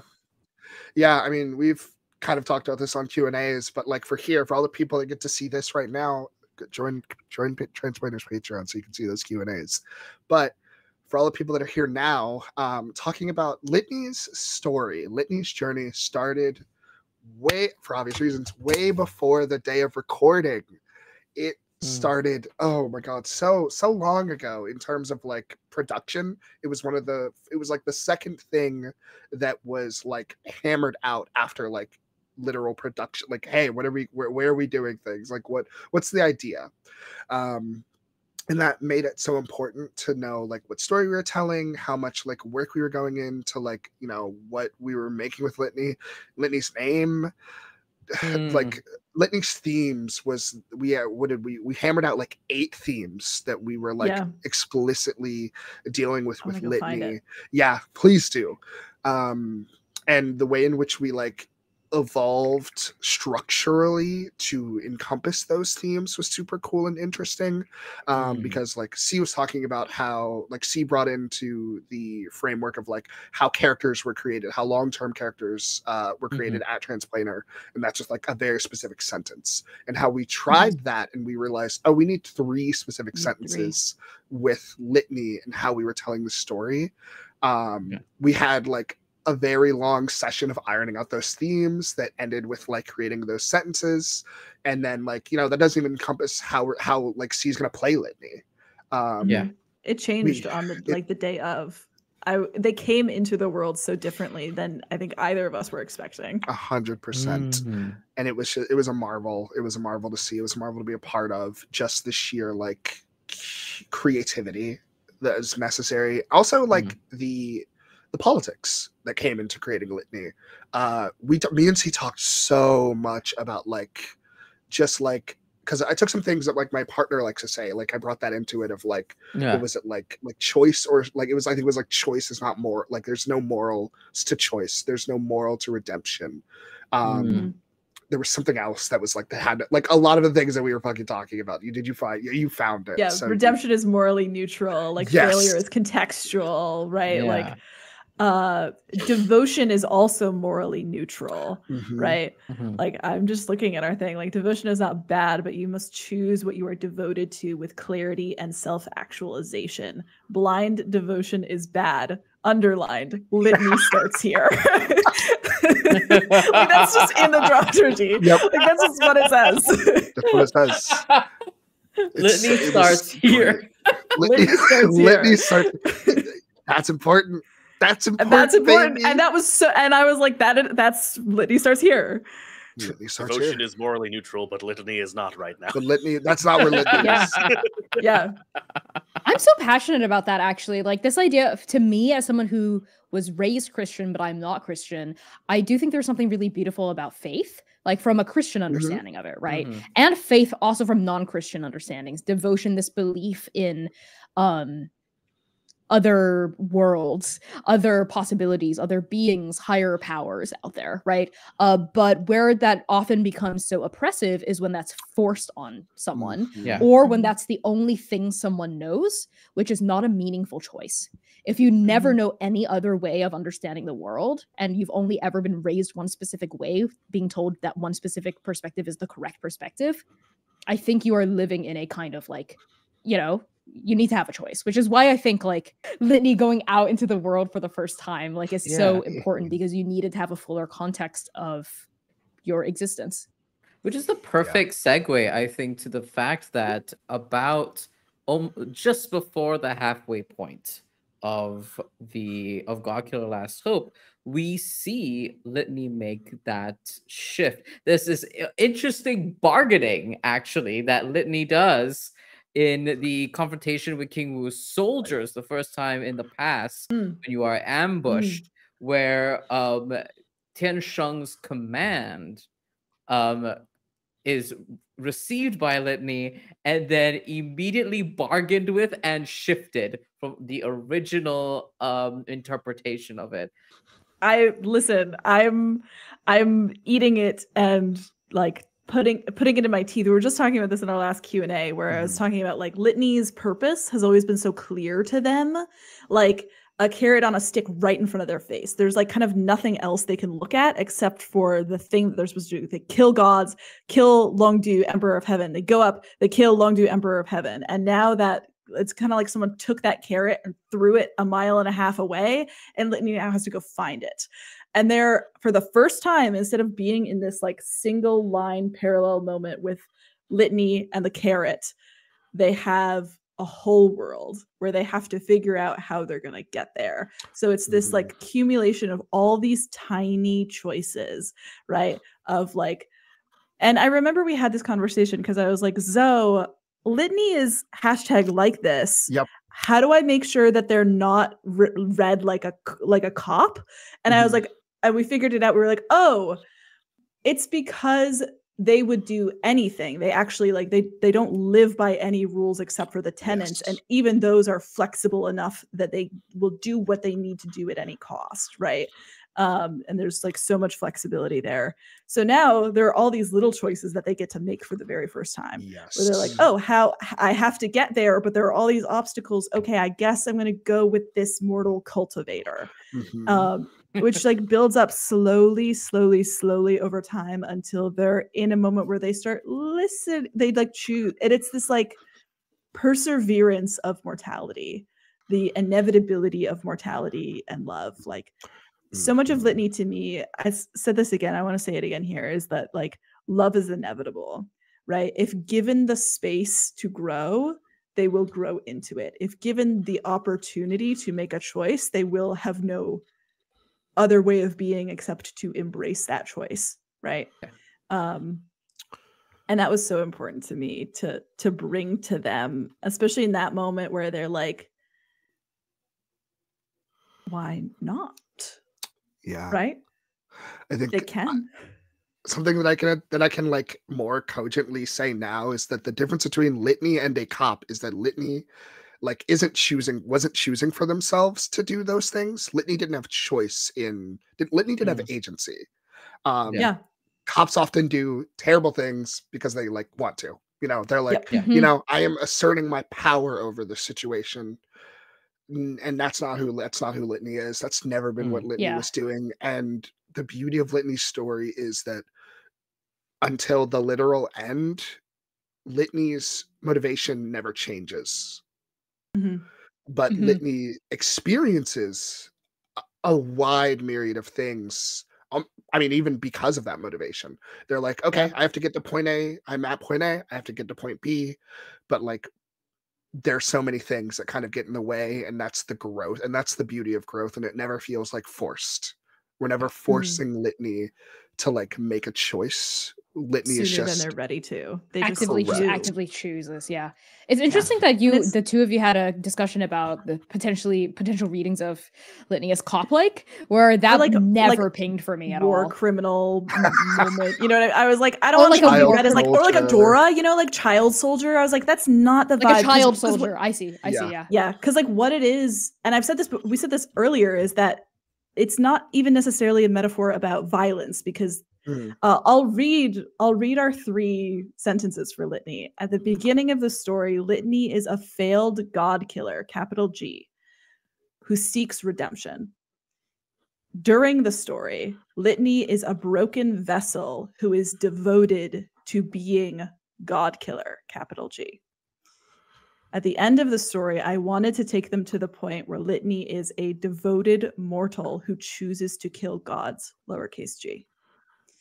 And like complicating what it means to be the god killer TM, capital G, right? And this way of being, this purpose is my interpretation and my like construction of addiction in a lot of ways, like cycles of addiction, cycles of trauma, right? And addiction, this need, this unbelievable desire that is so powerful that you like, and we see that in the backslide with Litany, right? Where they're saying like, go fuck yourself, I never cared about you. And it's clear that they're lying. They are lying to Tiansheng, they are lying to themselves, and they know that they're lying, but they need to get this fucking fix, right? They need to get this fucking fix, or else they think that they will be untethered and broken forever.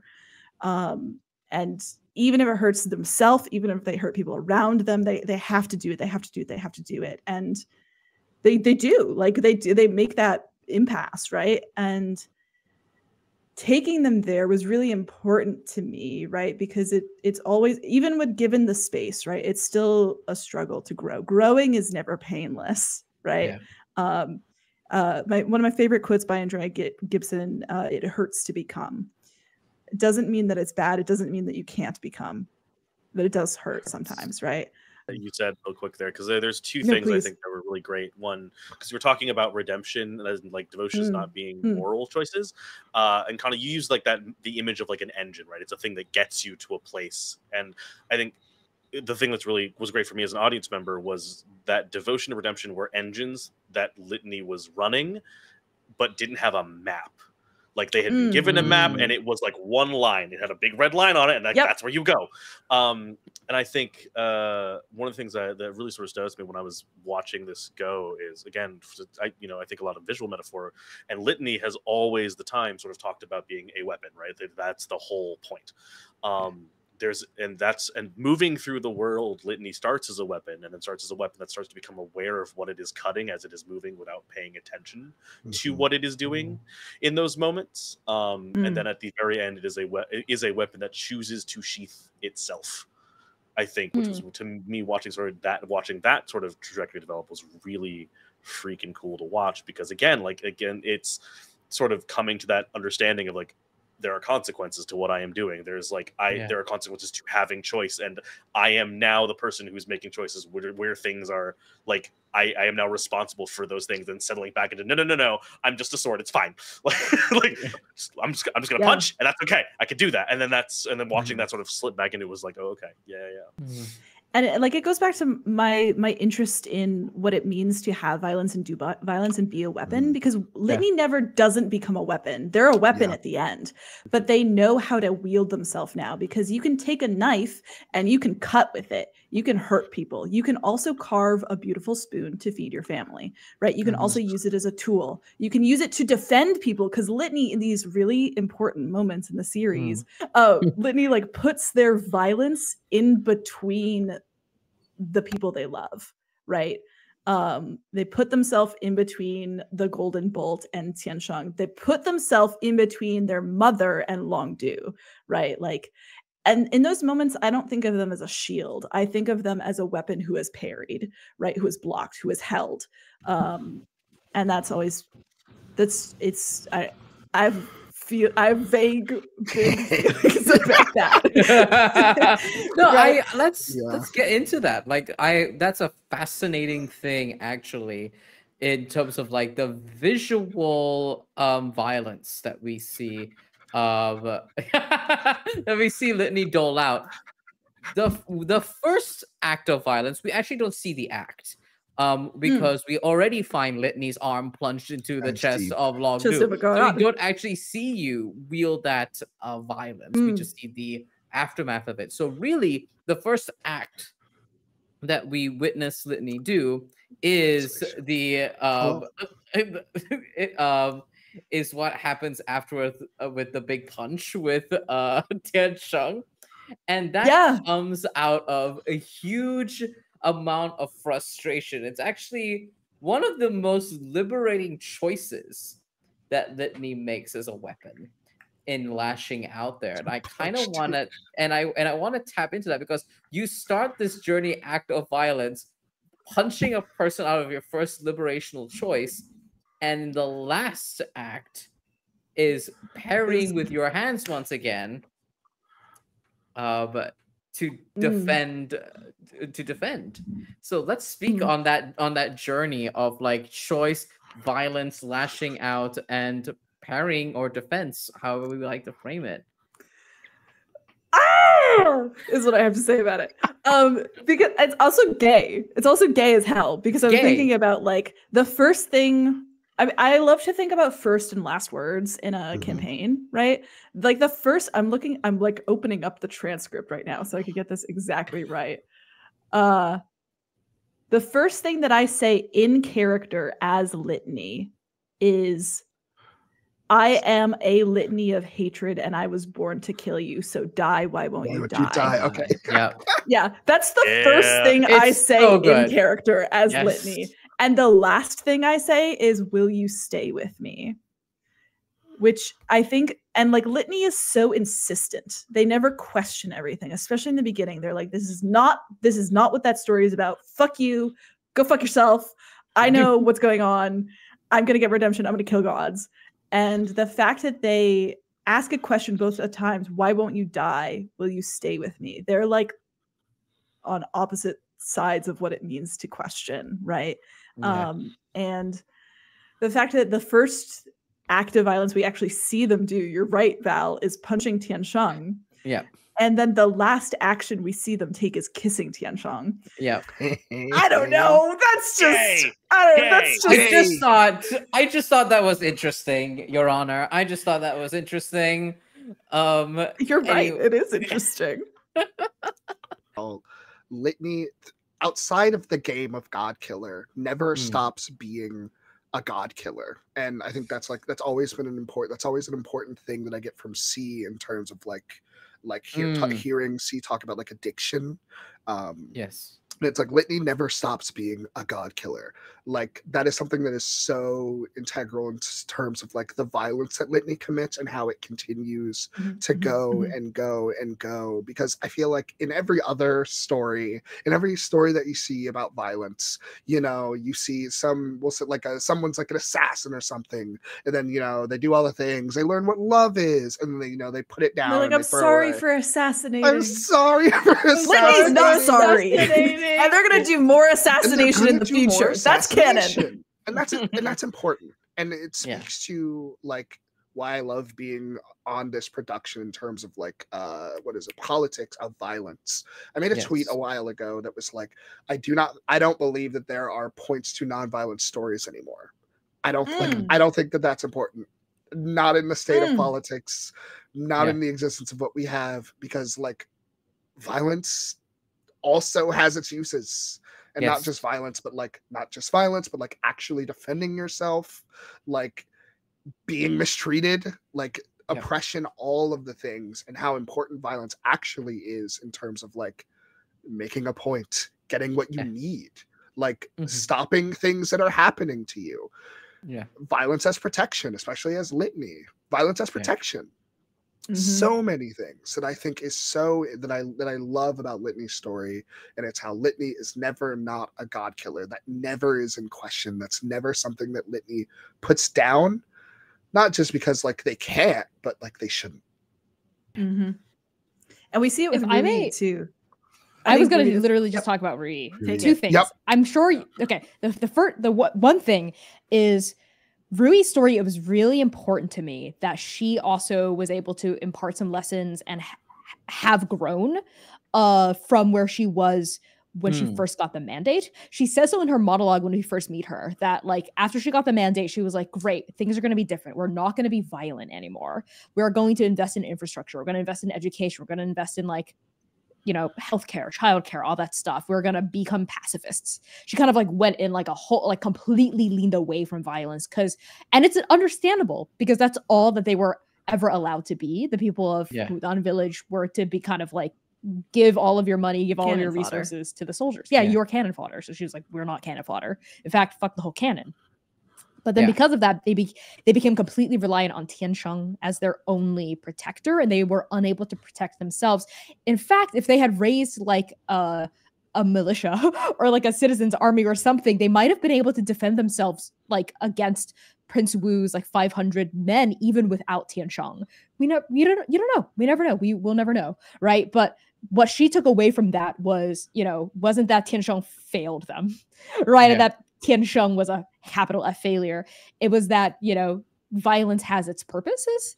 And that's why the rebels are now arming themselves. That's why they're now training so they can defend themselves and use violence to basically stage a revolution and kind of like seize control of the capital, right? So I would also like to point out in Rui's story that all these things she was talking about, a lack of good education, a lack of safe and accessible childcare, a lack of healthcare, these are acts of violence too, right? They're just often obfuscated by bureaucracy and not recognized as such because the state only legitimizes violence when it suits itself. So like, I think it's important to me to not attach moral ontology to violence in and of itself. I think what matters about violence is how you use it and the context in which it is facilitated, as opposed to the act of punching someone through the chest itself. Yeah. I mean, you raised a really good point there about violence being far more than just the spilling of blood. And in fact, in that regard, Litany truly only represents like a fraction, a fractal of the entire encompassing scope of what violence looks like. I think one of the things that was really interesting, sort of touching back on sort of the Ree story and all that piece in the village, is that like there's a very strong sort of like not sub story. It's I know writers who's used subtext and they're all cowards. Like the text, right, of that thing is like that they are. This is a community that is learning to share the burdens amongst themselves in a way that is uplifting to everybody. And the thing I really love about that story is you need to share the burden of defense and violence, and being able to understand that like you cannot just have one person whose job is to be violence. It is, if you are sharing this thing equally, you need to all be invested in your own sort of safety, not just because like, you know, the world is scary and there's threats out there, but because you care about the people around them and you don't want to see them get hurt. And I think one of the things that's really great for Litany's story about that is Litany goes from violence to be used as a means to an end, where there is somebody's goal of inflicting violence upon something, as opposed to violence to be used in defense of things that you care about and things that you love, which is great. like just that whole piece was like, yes. And I think one of the most important moments for Litany that I think is so subtle that I didn't realize until I was watching the episode back is the moment where they're talking to Rui before they go to the hot spring during the party is what we call it. The party, when Rui is like, you know, like we could use someone like you, like you're a great fighter, but you could also teach our people to fight. Yeah. That I think that was like groundbreaking for Litany, right? Because it's not just like use your fists, right? It's like and the fact that they go right to Suician, they're like, I had a teacher once who did that for me, right? Oh, Suician, my beloved. You have no fucking idea. Okay, baby. Ooh, okay, that's a whole side where we can have an entire Dicey Banter just about Suician. A special episode of Dicey Banter, Suician version. Suician, just all the NPCs. We could just go ham. That is like such an important moment for Litany to think about what it means to be a violent person, right? Because I think that like Litany does violence and they are also a violent person. Like their first impulse is always to punch, and that's okay, right? Like that's the part of me where like me reckoning with the parts of myself that I'm afraid of sometimes because they're not clean or easy to deal with, right? Where it's like, yeah, that's cool. There is space for them to be a violent person in community and in love with the world around them. Yes. With meaning and with purpose. In fact, I think that kind of, is it called an aphorism? Doesn't matter. Platitudes. The platitude of like, violence is never okay. You know, like stuff like that. You know, like stuff like that, you know. I think it's eye rolls in this call. I don't think it's just milquetoast. I don't think it's just centrist. I actually think it's actively right-wing. I think that's actively right-wing and actively reactionary because it only ever suits the oppressor. Like violence is never okay, right? Yeah, it's so contextual. Sometimes the actual morally correct, most constructive, most helpful, and most compassionate response is to punch someone in the fucking face, is to knock someone's teeth out, is to like make them see stars and shut them the fuck up. Like sometimes that is the correct thing to do. Yeah. Punch a fascist today. Punch, literally punch it. Everyone's always like, "Oh, punch a Nazi, punch." Actually, do your part. So, like, do your part today. Yeah, throw do a your brick. part. Yeah, do your part. The irony of like the Starship Troopers. I'm doing my part in the reverse of what that entire thing was trying to theorize is just mind-boggling to me. But also, do your part. Yeah, Connie, I would go as far as to even say like, it is an act of oppression to tell people not to be violent. It often is. Yes. It's often, it is often an act of like oppression to truly, be like, how dare you? Non-violence is the answer. Like, yes. No. Listen, if I may just very quickly talk about like the 60s, the Black Panther party, and how the reason why there was gun control in the first place passed was specifically so Black people couldn't have guns. Because the Black Panther Party would open carry to protect other Black people in their community. And that terrified the white cops. So they passed laws real quick about open carry and about who was allowed to own guns. Yep. So fast. So like it always goes back to racism and anti-Blackness. That's what I have to say. Bad dub. I think a little tangent in my mind of thinking about like the NPCs as mirrors to Litany and also more expansive understandings, right? That go even I think beyond Litany, because like Litany's story is very specific, right? So Rui like has this this through line about pacifism and like armed revolution, and being like, we support armed revolution. You know, and she's like, I tried being a centrist. Worst mistake of my life. Good for her. And then like Prince Wu, the concept of like, I can fix it from the inside. No, you can't. No, you can't. You gotta yeah, you gotta tried. go. You gotta go. He tried harm reduction. We tried harm reduction. He tried so hard. And it's like there's only so far you can get in that model too. Sometimes you need to take the scary choice and invest in radicalism. Leave. Take the plunge. I love you. Revolutionize.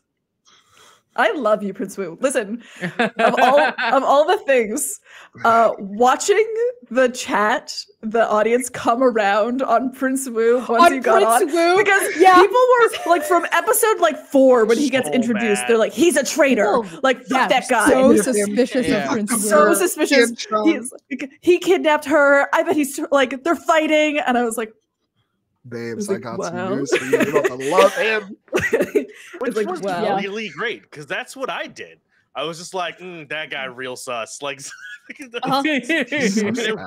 it was great. And then like I was like, okay, hold on, maybe not. Maybe not. Okay, no, he's just sad. Okay, cool.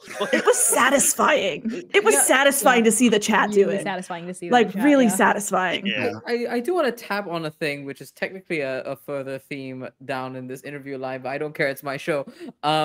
There is something very deeply interesting about watching the audience react that way, but it's also not an incorrect response. And I think, Connie, you made this point as describing Rui and her reactions around Prince Wu of like, there is an understanding of the growth and development of the person in front of you without the caveat of like, oh, we need to pretend that whatever the fuck you did before never happened. Yeah, there's no forgiveness. There's no forgiveness. She doesn't forgive him. There's no forgiveness. Yeah. And in fact, forgiveness is not even the question here. It's not relevant to the conversation. Yeah, this is not a story about forgiveness. Yeah, it's not. She doesn't owe it to him, and I don't even think Prince Wu seeks it. Absolutely not. Yeah. You know, like it's not what it's about. Forgiveness to me sounds so much like it feels really Christian in a lot of ways. Like, oh, if I can just like get forgiveness from the person I've wronged, I will be absolved of my sins. It feels very like you know, like it feels very much like one and done. Yeah, like kind of one and done. I think forgiveness can sometimes be what someone needs, maybe, and maybe it's sometimes what someone needs to do. But it's so politicized, and like it can never really truly be detached from, I think, the very, again, another like kitschy thing to say of like, oh, you should forgive people, not for them, but for you. But for you. You know, so like that what they did to you won't be a burden on your shoulders any longer. And I'm like, I don't know if that's helpful for anyone, because like, have they grown? Have they stopped doing their shit? Have they realized why it was wrong that they hurt me the way that they did? Like, that's more important. Let's talk about that. Let's talk about if they're gonna stop doing that to other people. Let's talk about if they're gonna like, on the one who is harmed to have to take on the role consistently. So it was important to me that Zido was taking steps to do better. Right? Yes. Not to feel better about himself, but because it's the right not thing to give himself the like good person pass anymore. Just because like that's his choice and that's his desire for what he wants to do. Right. Yes. Love you, I love you. Yeah. And when we talk about I love Zida. When we talk about redemption stories too, I'm always so hung up on like this idea of redemption as a destination. People talk about Prince Zuko a lot. They're like, that's a redemption arc done right. That's a redemption arc done right. I don't think redemption is the right way to describe what happens to Zuko though. It's just growth. Yes. It's just honey, growth, go. and the Go people on. he's fucked over accept him as part of their community. But what he's done will always be there. Those scars that he's inflicted will always be there, and like that's just part of being alive. I don't know, like it's just part of like accepting the complexity in all of us. So when we talk about seeking redemption, we think about it as like a step you can take, right, to absolve yourself of bad things when that's not You how are bad redeemed. things work. Yeah. My understanding of like dharma and karma and stuff, like based on my relationship with Buddhism in particular too, is that like all actions have consequences, right? So like it's not about redemption. Me like putting my hand out that way can cause like a ripple effect that I have in some regard I caused, but I also have very little control over. So it's like redemption then kind of obfuscates the fact that we are constantly affecting other people in ways that we both have control over and also don't have control over. So I don't know. I think it's just like a worldview shift. Yeah. I was gonna say I only ever see redemption as learning. And I think that's the important aspect with Zuko. And I'll also say Prince Wu is learning, not like just empathy, but understanding. Also, you know what? The big picture of like redemption and learning as someone that lives in the US is understanding how like imperial violence is perpetuated and how you can either like continue it or stop it. Yeah. And and that was like one of those things that I realized, well, looking back when I was playing Prince Wu, it's not like, oh, I'm doing this for redemption. It is like, hey, uncle, evil uncle, you know, this stuff that we're doing, you know, these themes that we care about, we can change that. We can do that still and have it be in line in a better way. You know, like it's inviting people in, it's taking like steps to being like radical revolutionary, not wanting to hurt people, which I think was it was so important to like play through when I was like trying to embody themes that we were doing in the show. It's like these people took me in, we did some things that put the burden on them, and we have to pick that back up. We have to pick that burden back up, and we have to not perpetuate like this imperial violence. What I loved about how you played Zida in relation to Seong too was that you weren't like, I'm with the rebels now. Fuck you, uncle. Because I think that's because that would have like you were talking to him like you were still on his side in a lot of ways. Because I think Zida, you are kind of to me that was an act of allyship. What Zida was doing to me was an act of allyship. Was like someone who knows what it's like to wield power, to oppress and exploit other people, turning to other people wielding the cudgel and saying, hey, let's put this shit down. Because that's what I want people to do as acts of allyship. I want white people to talk to white people about being racist. I want men to talk to men about being fucking sexist creeps, right? I want, you know what I mean? I want cis people to talk to cis people about being transphobic and transmisogynistic and anti-trans masculinity, right? Like I want all of these things. Like that's what I want from my allies. That's what I consider allyship, as opposed to I'm not like those other ones. I'm not like them anymore. To you know, like Connie from Dicey Banter, Godkiller Part 1. I don't want allies. I want accomplices. We're bringing it back. Yeah. I don't need you to be angry. I need you to help. I need you to help. Oh my god. I saw a video that was talking about like people don't understand Zuko's like redemption. No, they don't. At all. Nope. People do not understand Zuko's redemption at all. And I always look at Zuko's, and then that video was talking about like Zuko being a part of like being a part of the Fire Nation until the very end, and then like leaving after accomplishing things, after seeing the effects. And it wasn't, they saw the effects of the Fire Nation on other places and then came back and still was complicit in like the harm that the Fire Nation was accomplishing, and then got a win and realized it was hollow.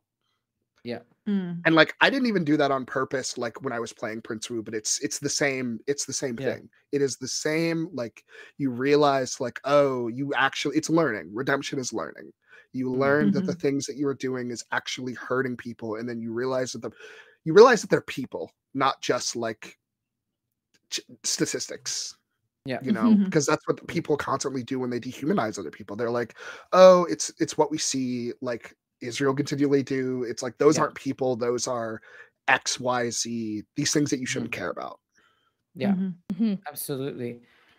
This is a great opportunity for us to talk about choices and consequences and how all these incredible characters continuously make choices, continuously experience consequences, live with them, and then continue to make choices. And I can't talk about this incredible theme without talking about the final battle between the final conflict between Litany and Longdu, and of course Tigu coming up immediately after. Tigu. So let's talk about that. Let's start with probably talking about Litany's choice in the final conflict with Longdu, and Longdu's choice as well in receiving Litany with compassion instead of that of a ruler trying to maintain an edict. But let's talk about that final conflict.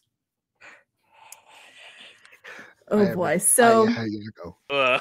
no, you go. No, you go. Well, it's the same thing what Connie was talking about is like accomplishing ally is that through the whole fight, Litany continues to like talk to, it's like, I am someone that understands this experience and I'm reaching out to you in that instance. Longdu is talking to Litany, understanding Litany as a god killer, and talks to Litany as a god killer, and succeeds in like changing something. Yeah. You know? Because this is the thing about addiction too, is that loving someone hard enough doesn't make them not an addict. And like, I believe that Litany's story is about love persevering. I also believe in that, right? Like that is not the only, like, that there are things that are fucking hard, right? And that like that the tragedy of it all with Tigu is that like, man, sometimes one choice isn't enough, you know? And like, it's beautiful and it's sad and it's okay, right? Like, and it gets into the questions of like, you know, like asking someone to like step away from the drugs, right? And be like, please do it for me, do it for me. And they're like, okay, I'm going to try. And then they relapse. And it's not because they didn't love you enough, right? It's because sometimes other forces are in that moment more powerful. And like, when we talk about Tigu, as we said this in the earlier Dicey Banter interview, about like, Tigu is exactly the same as Litany, just with less room to grow. Tigu has just had less room to grow, right? They've just had less opportunities to change the way that Litany has changed, right?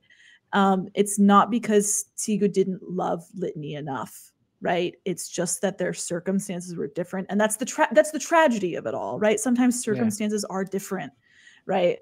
And sometimes it hurts, but what matters to me is that they tried, is that Tigu made one choice, right? They tried, and it wasn't enough, but it doesn't even matter that it wasn't enough to me there. What matters is that she did.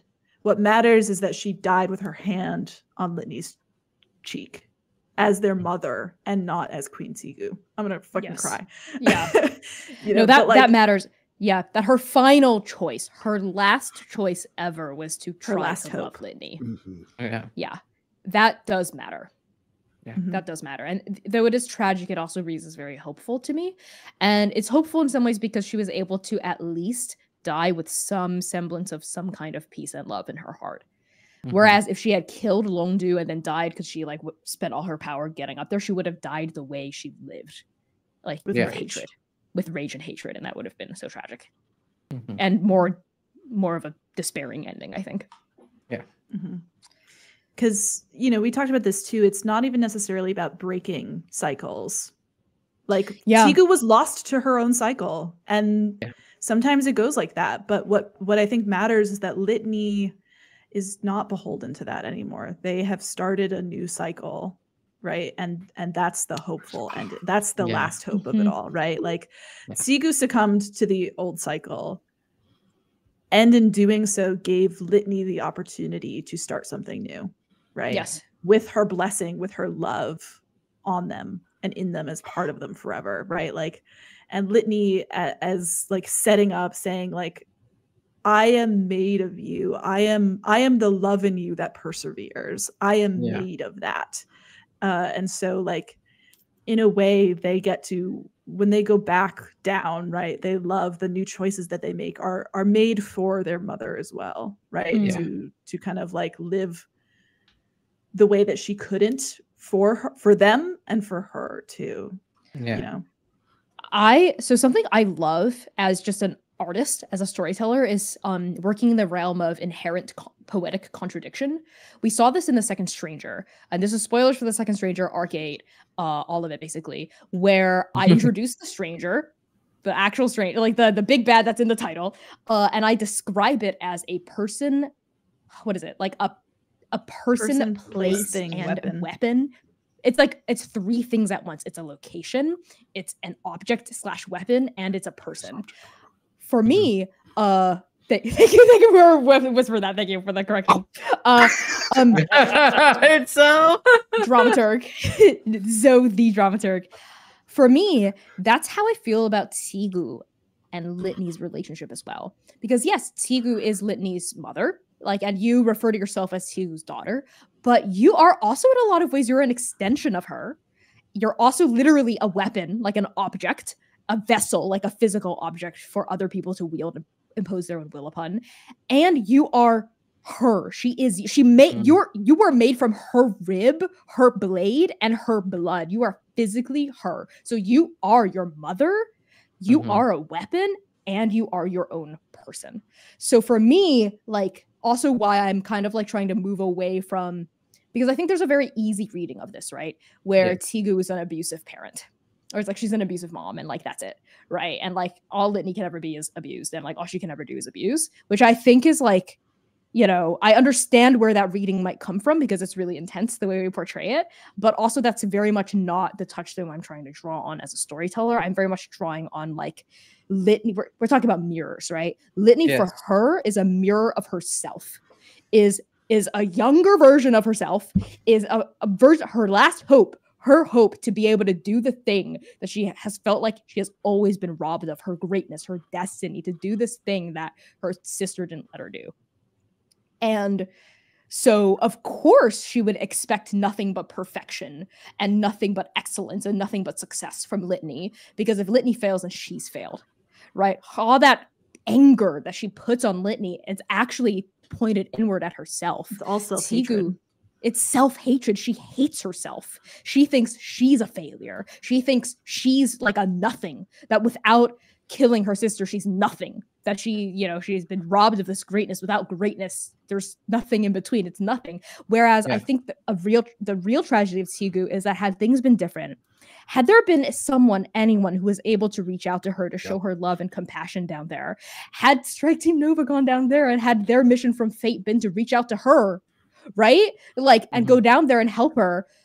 If only things were different, if only fate were different, like maybe she would have realized it's not so bad being a ghost king down here. All these people love me. These like Three Stooges demons love me. Like I have a whole kingdom. I could have greatness down here. I could define what greatness is on my own terms. Down here, I could have this daughter that I can love and let them choose what they want to be.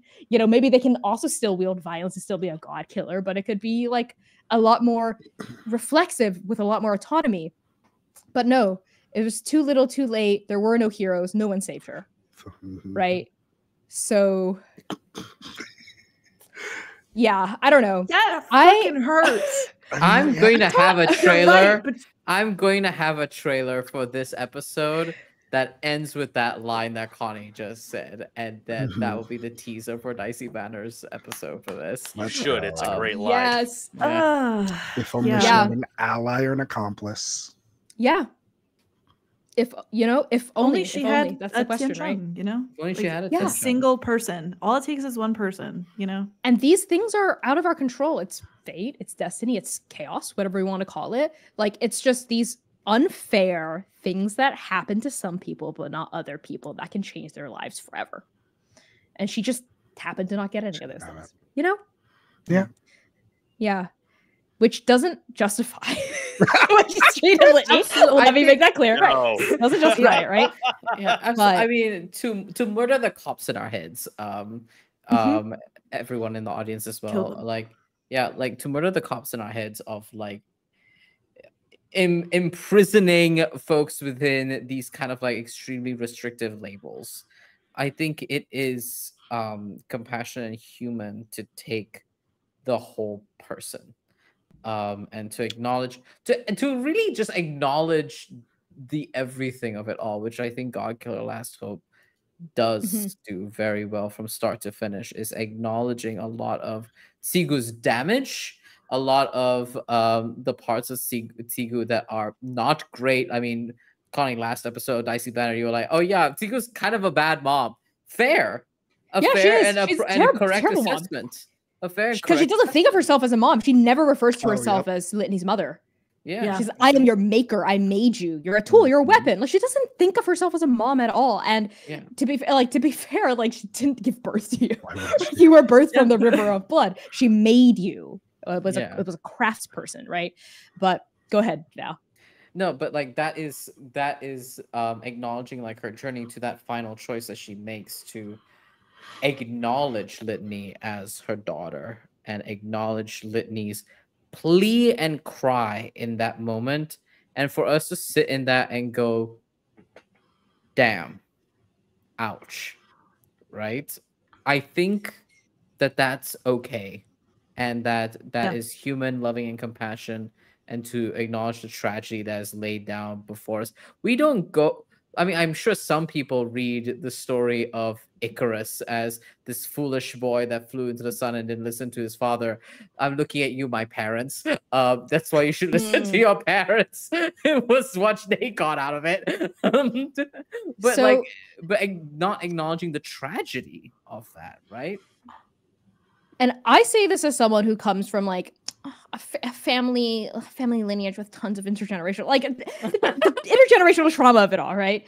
Yeah. Of like, you know, my family having gone, you know, my grandpa fought in the Korean War. Like, there's war, there's famine, there's poverty, there's mental health struggles, there's suicide, there's like socio-political, economic turbulence, right? Like in my family, and that's written in my blood. And you know, seeing the ways in which I think a lot of Asian children, like Asian diasporic children, I'm thinking specifically like Chinese diasporic children, talk about how like distant our parents feel at times from us, and how like, you know, I remember like when we moved to the States, like seeing like the outright affection that a lot of my American friends' parents would show them, like actual hugging, saying I love you, like I'd be like, I was like, huh. Interesting way for love to be shown.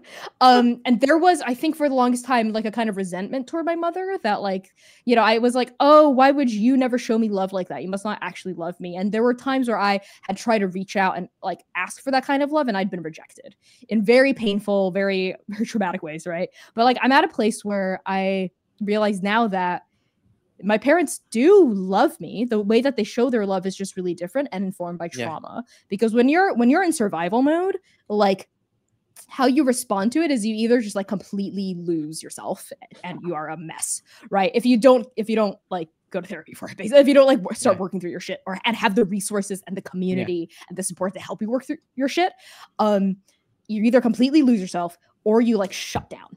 And that's like, it's to protect yourself. That's that distance, is to protect yourself. My mom treated me the way she did because she raised me to be a survivor. She wanted her children, and her mom raised her to survive. Because like when you grow up in poverty, when you grow up under war, when you grow up under these extremely traumatic events, the most important thing, the way you show your love to the people that you love, is I need you to live. I need you to live. I need you to survive. Now we're no longer in that mindset necessarily, right? Now, you know, we can move beyond that like survival mindset and think about living and think about thriving, right? So like I respect and I understand that that was a mindset she needed to get me here, right? And I understand that it's my journey and my choice now to step beyond that. But I'm now in a place where I would never shame her for that. And I don't think that's like the right thing to do. I think it's a very carceral thing for me to just say that my story is that my mom was emotionally abusive and that's it. And she was just a terrible mom and I'm cutting ties with her or like whatever. I think that would be a very, I think, carceral and irresponsible and inaccurate way for me to think about my relationship with my parents, which is not to undermine very real harm and hurt that parents do inflict upon their children. I think children, especially as one of the most oppressed classes of people in the entire world. Yeah, absolutely. Right. But I'm saying that this nuance can exist.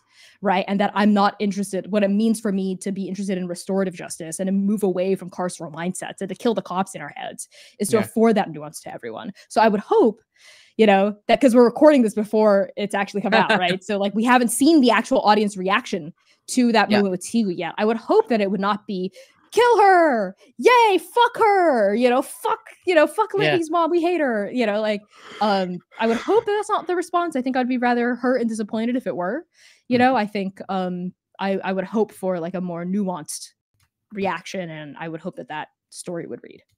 Even as like, speaking of audiences, right? Audience members have been, because we talk about Last Hope being a tragedy.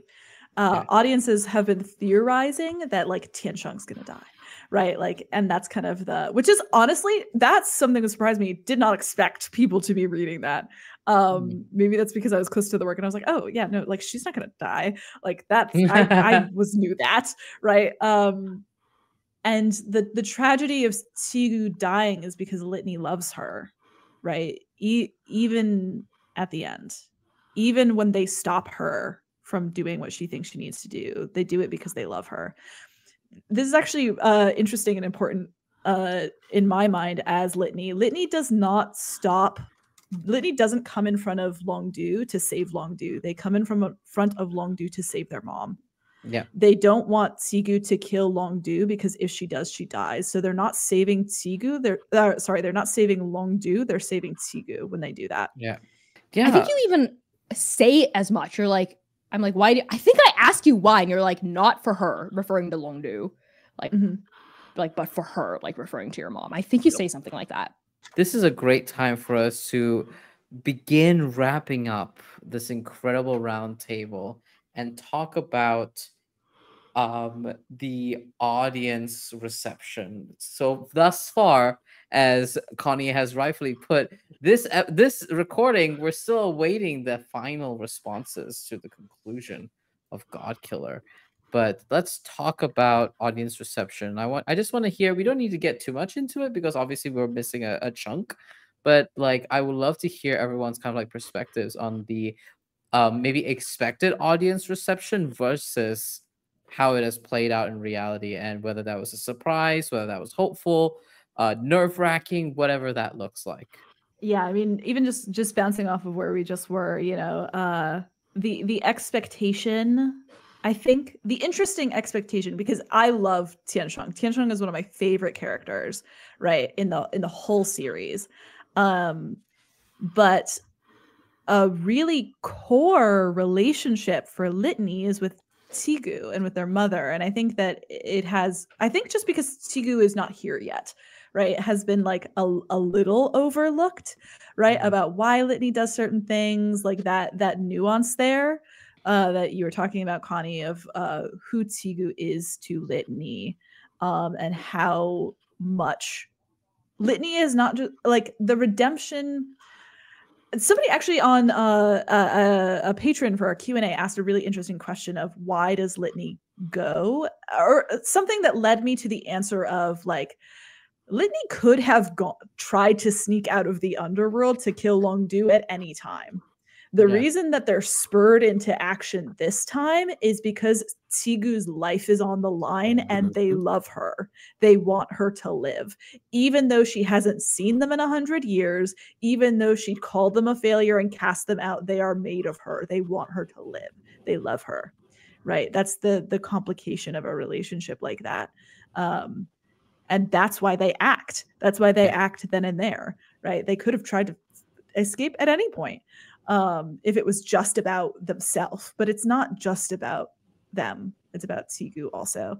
And I'm interested to see what's happened. It's about love and devotion.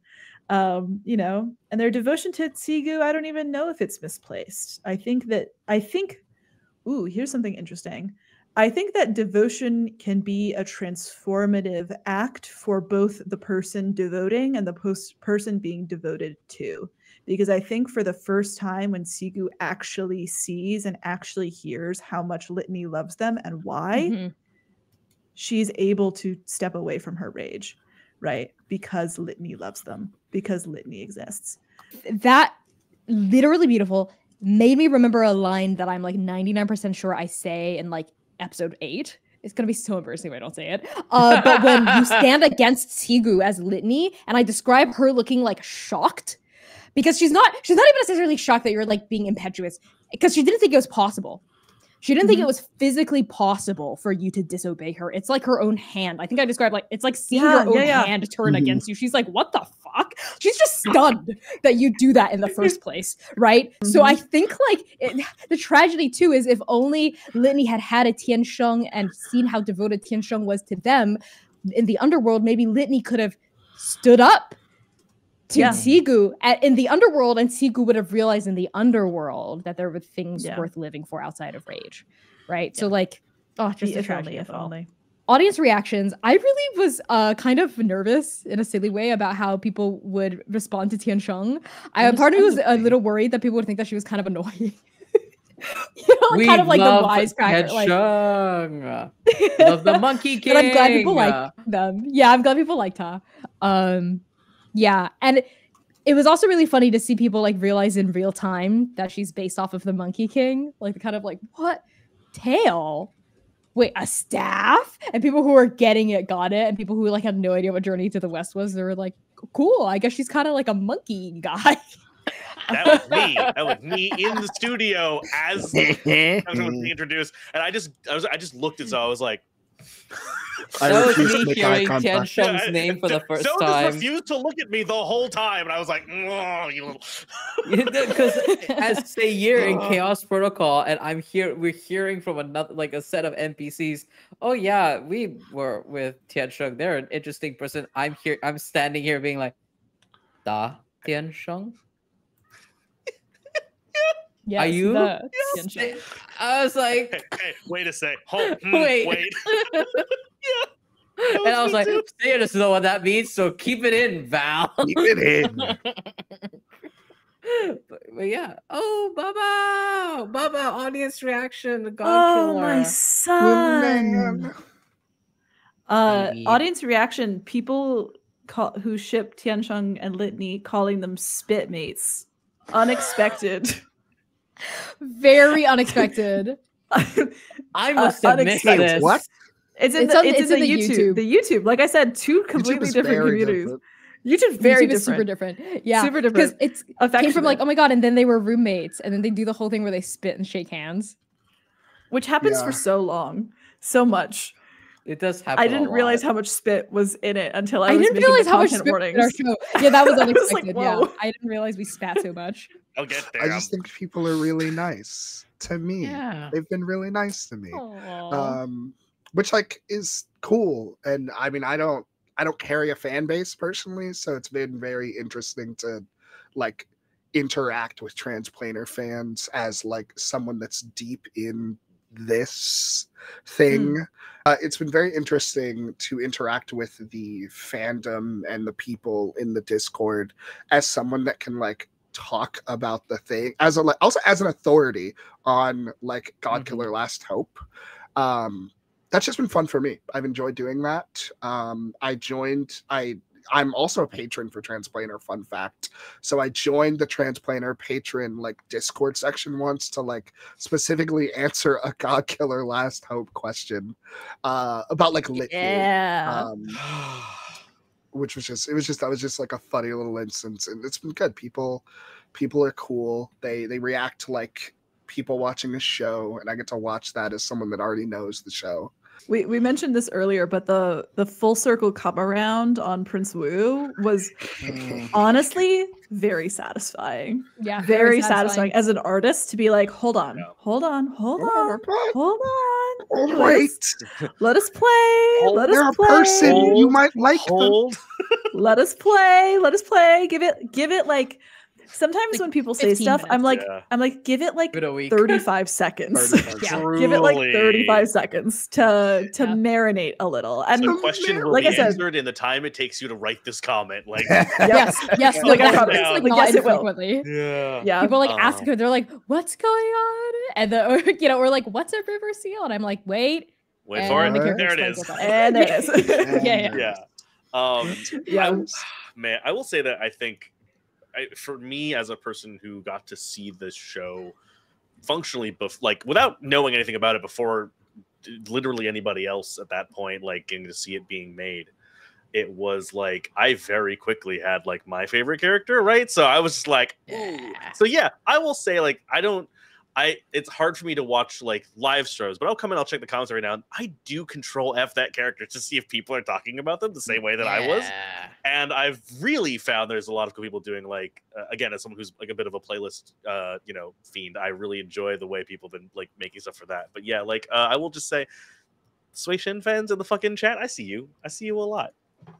Swaisian fans, can we Yeah. hear some fucking noise? Yeah. Swaisian Make fans, yourself give me some known. fucking Swaisian noise. fans Make don't some like noise. you. I have been some working on a noise. fanfiction since I Legitimately? saw them. So, It's coming. Swaisian Don't worry fans, about it. give us a Legitimately? hand. Yeah. I saw No! Suicid's art and I Kyle. was like, Oof. I saw Suicid's art. I was like, oh, I'm gonna love him. And then Suicid got like almost immediately murked, and I was like, dang. Yeah. No, I know we really put a bait and switch because we did full art, Yeah. full custom mini and for then Swiss bam, Yen. it's episode 2. Yeah. But the great part about it, the thing that really made it stick out for me that I think I was hoping people would see and they have, is like the number of times we call back, like y'all call back to Suisian in narrative way, and people being like, Constant narrative. oh, that hurt me all over again. And I was like, how the fuck do you felt? I felt I got it all in 3 days. It was painful. Yeah. It's like 72 Part- hours of ow. I mean, of course, like diegetically, it's the curse, Yeah. right? That thou shalt not know peace, Yeah. like, of course. But it's also something like it was a point of pride for me as well, because one of my like, and this is like a super, it's completely lighthearted, right? Like a pet peeve I have in TTRPGs is as a GM is when I say something. Right, and but when I drop something in, and then like the table completely just blows past it, right? And I at this point I understand, and I've learned that a lot of it is because like players are overstimulated because a lot of shit's happening at once. They're like getting a ton of lore drop, like they're interacting with a bunch of new NPCs, receiving a bunch of new objects and plot hooks and whatnot. So you can't react 100% to 100 of the things coming to you. But it was kind of a point of pride of me to be like, okay, we're setting up this thing that you're going to be troubled by it, so I'm going to keep troubling you with it. Like, I'm not just going to drop it. I'm not just going to forget it, right? So I'm glad we both kind of picked up on it and kept with it. I will say, in terms of audience reception, I'm episode 7, as of recording this, has not come out yet. I'm nervous. I'm not gonna Glad people are lie. going to respond to Litany. Like being Yeah, mean to about Tian Litany's. Chong. Yeah, about Litany's backslide, because it's a nasty backslide. It hurts. It's a nasty backslide.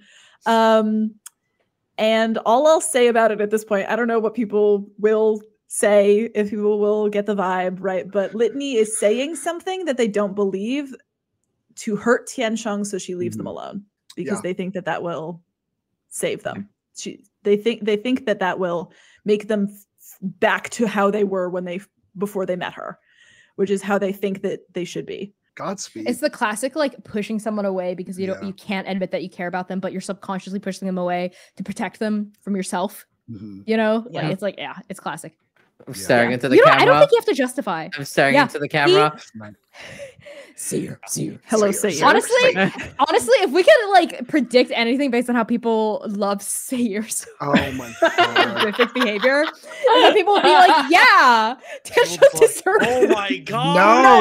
No, Litany is so, and you know, something else that's interesting in terms of audience reception is that I don't know what to say or if I even have anything to say about this necessarily yet. I just have noticed, and I think it's interesting. And I think like there are reasons that I understand why, that Litany is the character who gets misgendered the most of any character I've ever played. Pretty consistently, not just by strangers, but by like fans. It's just, I think it's because they are refer to themselves as a daughter.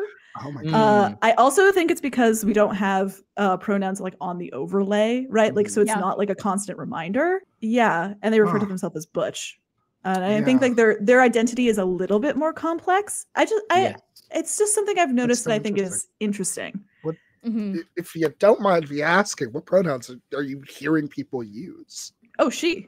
Oh, only wow. never he. So interesting. Never he. Only she. I have noticed that as well, actually. Yeah. Huh. Yeah.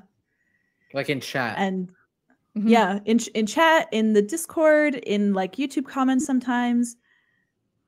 It's just I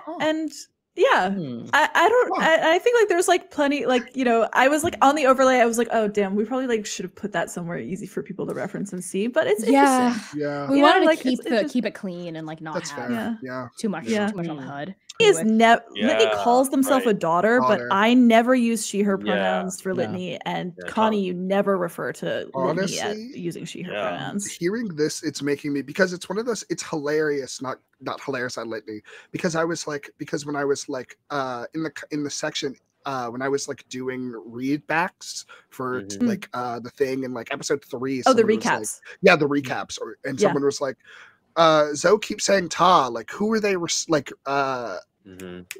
it's like about? Tian Chung. And I had a like fear moment of like, am I saying like Tian Chung's pronouns wrong? And I went into our chat and I was like, hey, what's Tian Chung's pronouns? Like, granted, like this is already recorded. It's already out there. It's already in the episode. But I did have like an oh shit moment. Like, it made me question, especially considering like the fans were questioning. Yeah, I would say the good faith reading of this is that unlike our remote shows, there aren't the pronouns on screen all the time. I think that's a good faith reading of it, right? Yeah, and people coming in faith, you know, who might be clear, super but like familiar. Yeah, and who might be clear, but like not super like aware of like trans stuff. Maybe like will like maybe like default gender based on perceived presentation of both me and C, and then like assume that that's what our characters do. Another thing is it's only the two of us, and I almost always refer to you as you. I never refer to Litany in third person. I was going to mention that as well. Litany is very rarely referred to in third party. I think it was like once in a meeting with Rui, where Rui's like, your friend, who are they? But that's like it gets glossed over. That's interesting. I will also say, there's a character appendix. Be better fans, motherfuckers. Y'all motherfuckers read Naruto wikis. You can do this. I promise. So funny. I made it for you. Pronunciation guide. Hilarious. Yes. Yeah. Art ref. It's there. Please use it. I'm crying. Yeah. Like, I don't want you to know how much time people spend wiki diving random ass facts. You can wiki dive a pronoun. I believe in you. You can do it. Wiki dive a pronoun. What's this character's Google? What's this character's pronoun? Yeah, it's right there under blood type, which determines personality, as we all know. Come on, figure it out. Like, clearly, that's why they're only Litany is O negative. Yeah. O negative. I don't know. Is that the universal donor? Yeah. Honestly, that tracks actually. Yeah. Litany's always giving hyper empathy universal donor. Yeah.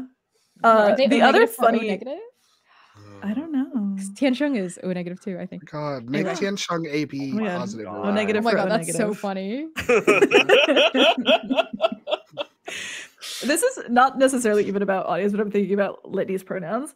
I very specifically, whenever Litany introduces themselves, I never say my name is. I only say I am Litany.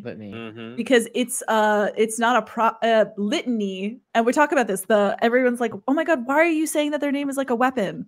Is an audience thing that's come up, and I'm like the world building. Yes. The names of weapons have names like volition, absolution. Litany, right? Like it's actually it's rooted in the world there. The people's names are like Tiansheng, Rui, Jide, Qigu, Longdu. Like these are like Chinese. Like even names. These are like Chinese people's names. Fully. And then we've got Litany. This is the equivalent of someone showing up being like, I am Excalibur. Literally. I'm Scalpel. Yeah, or being like, my name is Dagger, and I'm like, oh, interesting. Litany is my The name favorite of way weapon. Trans Explorer. Literally, that happens, I think, at one point where Litany's like, my name's Litany, and Chung Chung's like, huh, That's a funny name for a weapon. that's weird. Or it's not okay. even like saying like my name is Dagger. Yeah. They're like, I'm Dagger. I'm Like Dagger. I am Dagger. Yeah. I am Tension's like, knife. huh, Yeah. that's an interesting name for a person. Yeah. You know, and it's like I love it's very trans and it's very but it also makes sense Yeah. in the world. It does. I Yeah, say shaky obviously metal because fist. Higu named you. Like she named She- as a she took weapon, not Higu's as a name, person. actually, but- yeah. Man, the dramaturgy runs deep, The baby. the That it does. The traumaturgy traumaturgy. Traumaturgy. Dramaturgy. Good. I'm gonna bring that up in my next therapy appointment. Hello, this is the forecast of the entirety of my traumaturgy. Please enjoy. Oh boy. Anyways, thank you so much for all of that, and I think we can wrap up with like one final question here. What's next, Transplanar RPG? What we've got coming up as of this recording, we are moving into Arc 3 of the Chaos Protocol, going to debut later this year, Q3 or Q4 of this year. So that's going to be like late fall, you know, at the very latest is going to be mid to late fall, maybe like October-ish is going to be when we're going to debut Arc 3.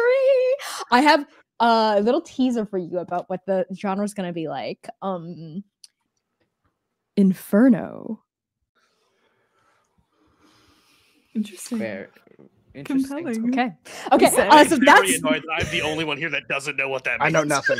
You're saying that tells me nothing, and I love it. that's what you can expect for Arc 3. We're also going to have merch stuff dropping soon. We've been working really hard with an incredibly talented graphic designer who has been Val's making husband. It is Thank my you, Val's husband. Thank you, Mouse. Max. This merch, y'all, these designs look amazing. I'm gonna break my own wallet getting one of each because I need all of these carnally and biblically. We are gonna have so many different kinds of shirts, pins, stickers. You want it, you name it. We're gonna set it up. We're gonna revitalize our merch store. So that's something you can be excited about coming up soon. And we may or may not be working on our next in-studio venture. Content TBD, release date TBD, but production secured. If you liked Godkiller Last Hope, please do not underestimate the power of a positive comment, of sharing the content with your friends, talking about it on social media. I see every post that gets made about it. I search the tag like maybe once every 3 days. So if you liked the series, please talk about it. Please leave a comment. If you can, leave a review if you'd like to. Like, subscribe, join our Patreon. We do have free tiers if you want to join the Patreon at a free tier. Tiers start. I'm sorry, I hiccuped. Tiers start at $3 a month. Beyond the free tier, it genuinely does help so much, and it will help us keep making work like Godkiller Last Hope. If you want a second season of Last Hope, if you want to see the Chaos Crew in studio, if you want to see us making more queer, trans, viciously divine art, please do speak. Say it in the comments here, and make sure that you shout out Val, this amazing Dicey Banter episode, letting us talk for literally so long about this show. Thank you, Val, for everything. Literally, Up next. course. Up next, maybe I'll kiss Connie on the mouth again. I don't know. And with that, thank you all so much for watching this episode, this special episode of Dicey Banter called Dicey Banter Roundtable. I keep hitting my mic. I'm so sorry. I'm so excited.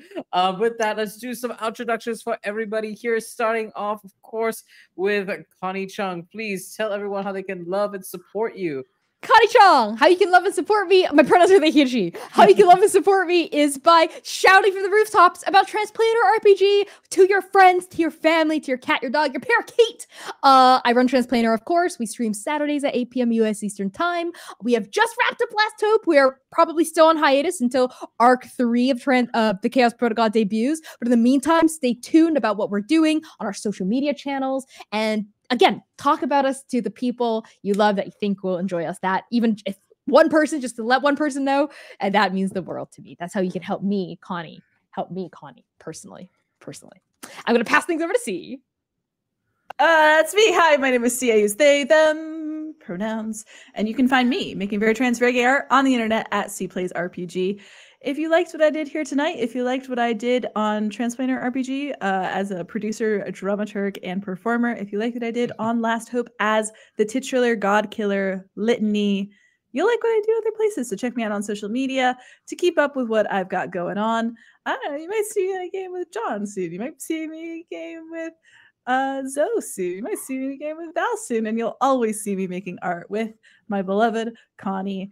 I have enjoyed this interview so much. Thank you so much. And I'm going to pass it over to my dramaturg, the dramaturg's dramaturg, Zoe.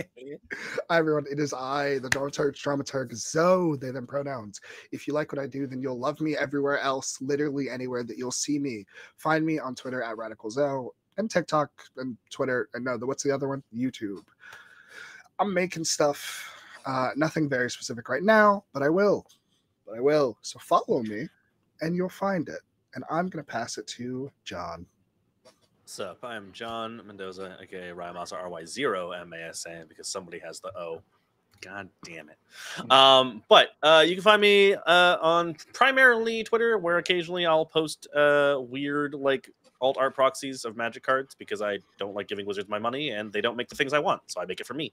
But I will also, there's also a couple of projects in the works, like C may have hinted at, and they'll come out. I work on a if no one gets paid, we do it with no stress model. So okay, all right, yeah, okay, yeah, yeah. There's an inevitable game in the works. It will come out some point. Inevitably. It's the release is inevitable. The time constraint is not. But we've got a bunch of stuff coming up, and I will say maybe another slightly different Godkiller this time around. And I think really there's a lot of great and deep, awesome questions that show wants to go into. I think the big one is, and the one that I've yet to see answered by Godkiller games. What if you gave the Godkiller a gun? What a deeply John thing to say. Yeah. Such a you thing. Yeah. I love that. I got a vibe. You got a vibe, and by God, do you keep to it. Yeah. Alrighty, gang. Thank you all again so much for trusting me and for coming on to Dicey Banter Roundtable and letting me interview you on all things Godkiller Last Hope. It has been my honor and pleasure to be your host. Hi, everyone. I'm Valiant Doran. I've been your host. I use he, him, his pronouns. You can find me all around the internet at Valiant Doran or at Otso SpiritBear. Please enjoy that lovely treasure hunt to set you on. And you can support this show on my Patreon. It helps keep the show going, helps me interview even more incredible folks, increase production value, and all that jazz. So go on to my Patreon. We even have free tiers that you get benefits from as well, and it helps a lot. And yeah, another thing you can do to share love and support to me is go and watch Godkiller Last Hope and shout about it, scream about it, shout about the work about Transplanar RPG to everyone who will listen. And yeah, and with that, thank you all so much once again for being my lovely guests. And I will catch you all later, folks. Enjoy a final look on Godkiller Last Hope. Take care, everyone. Bye. Bijo.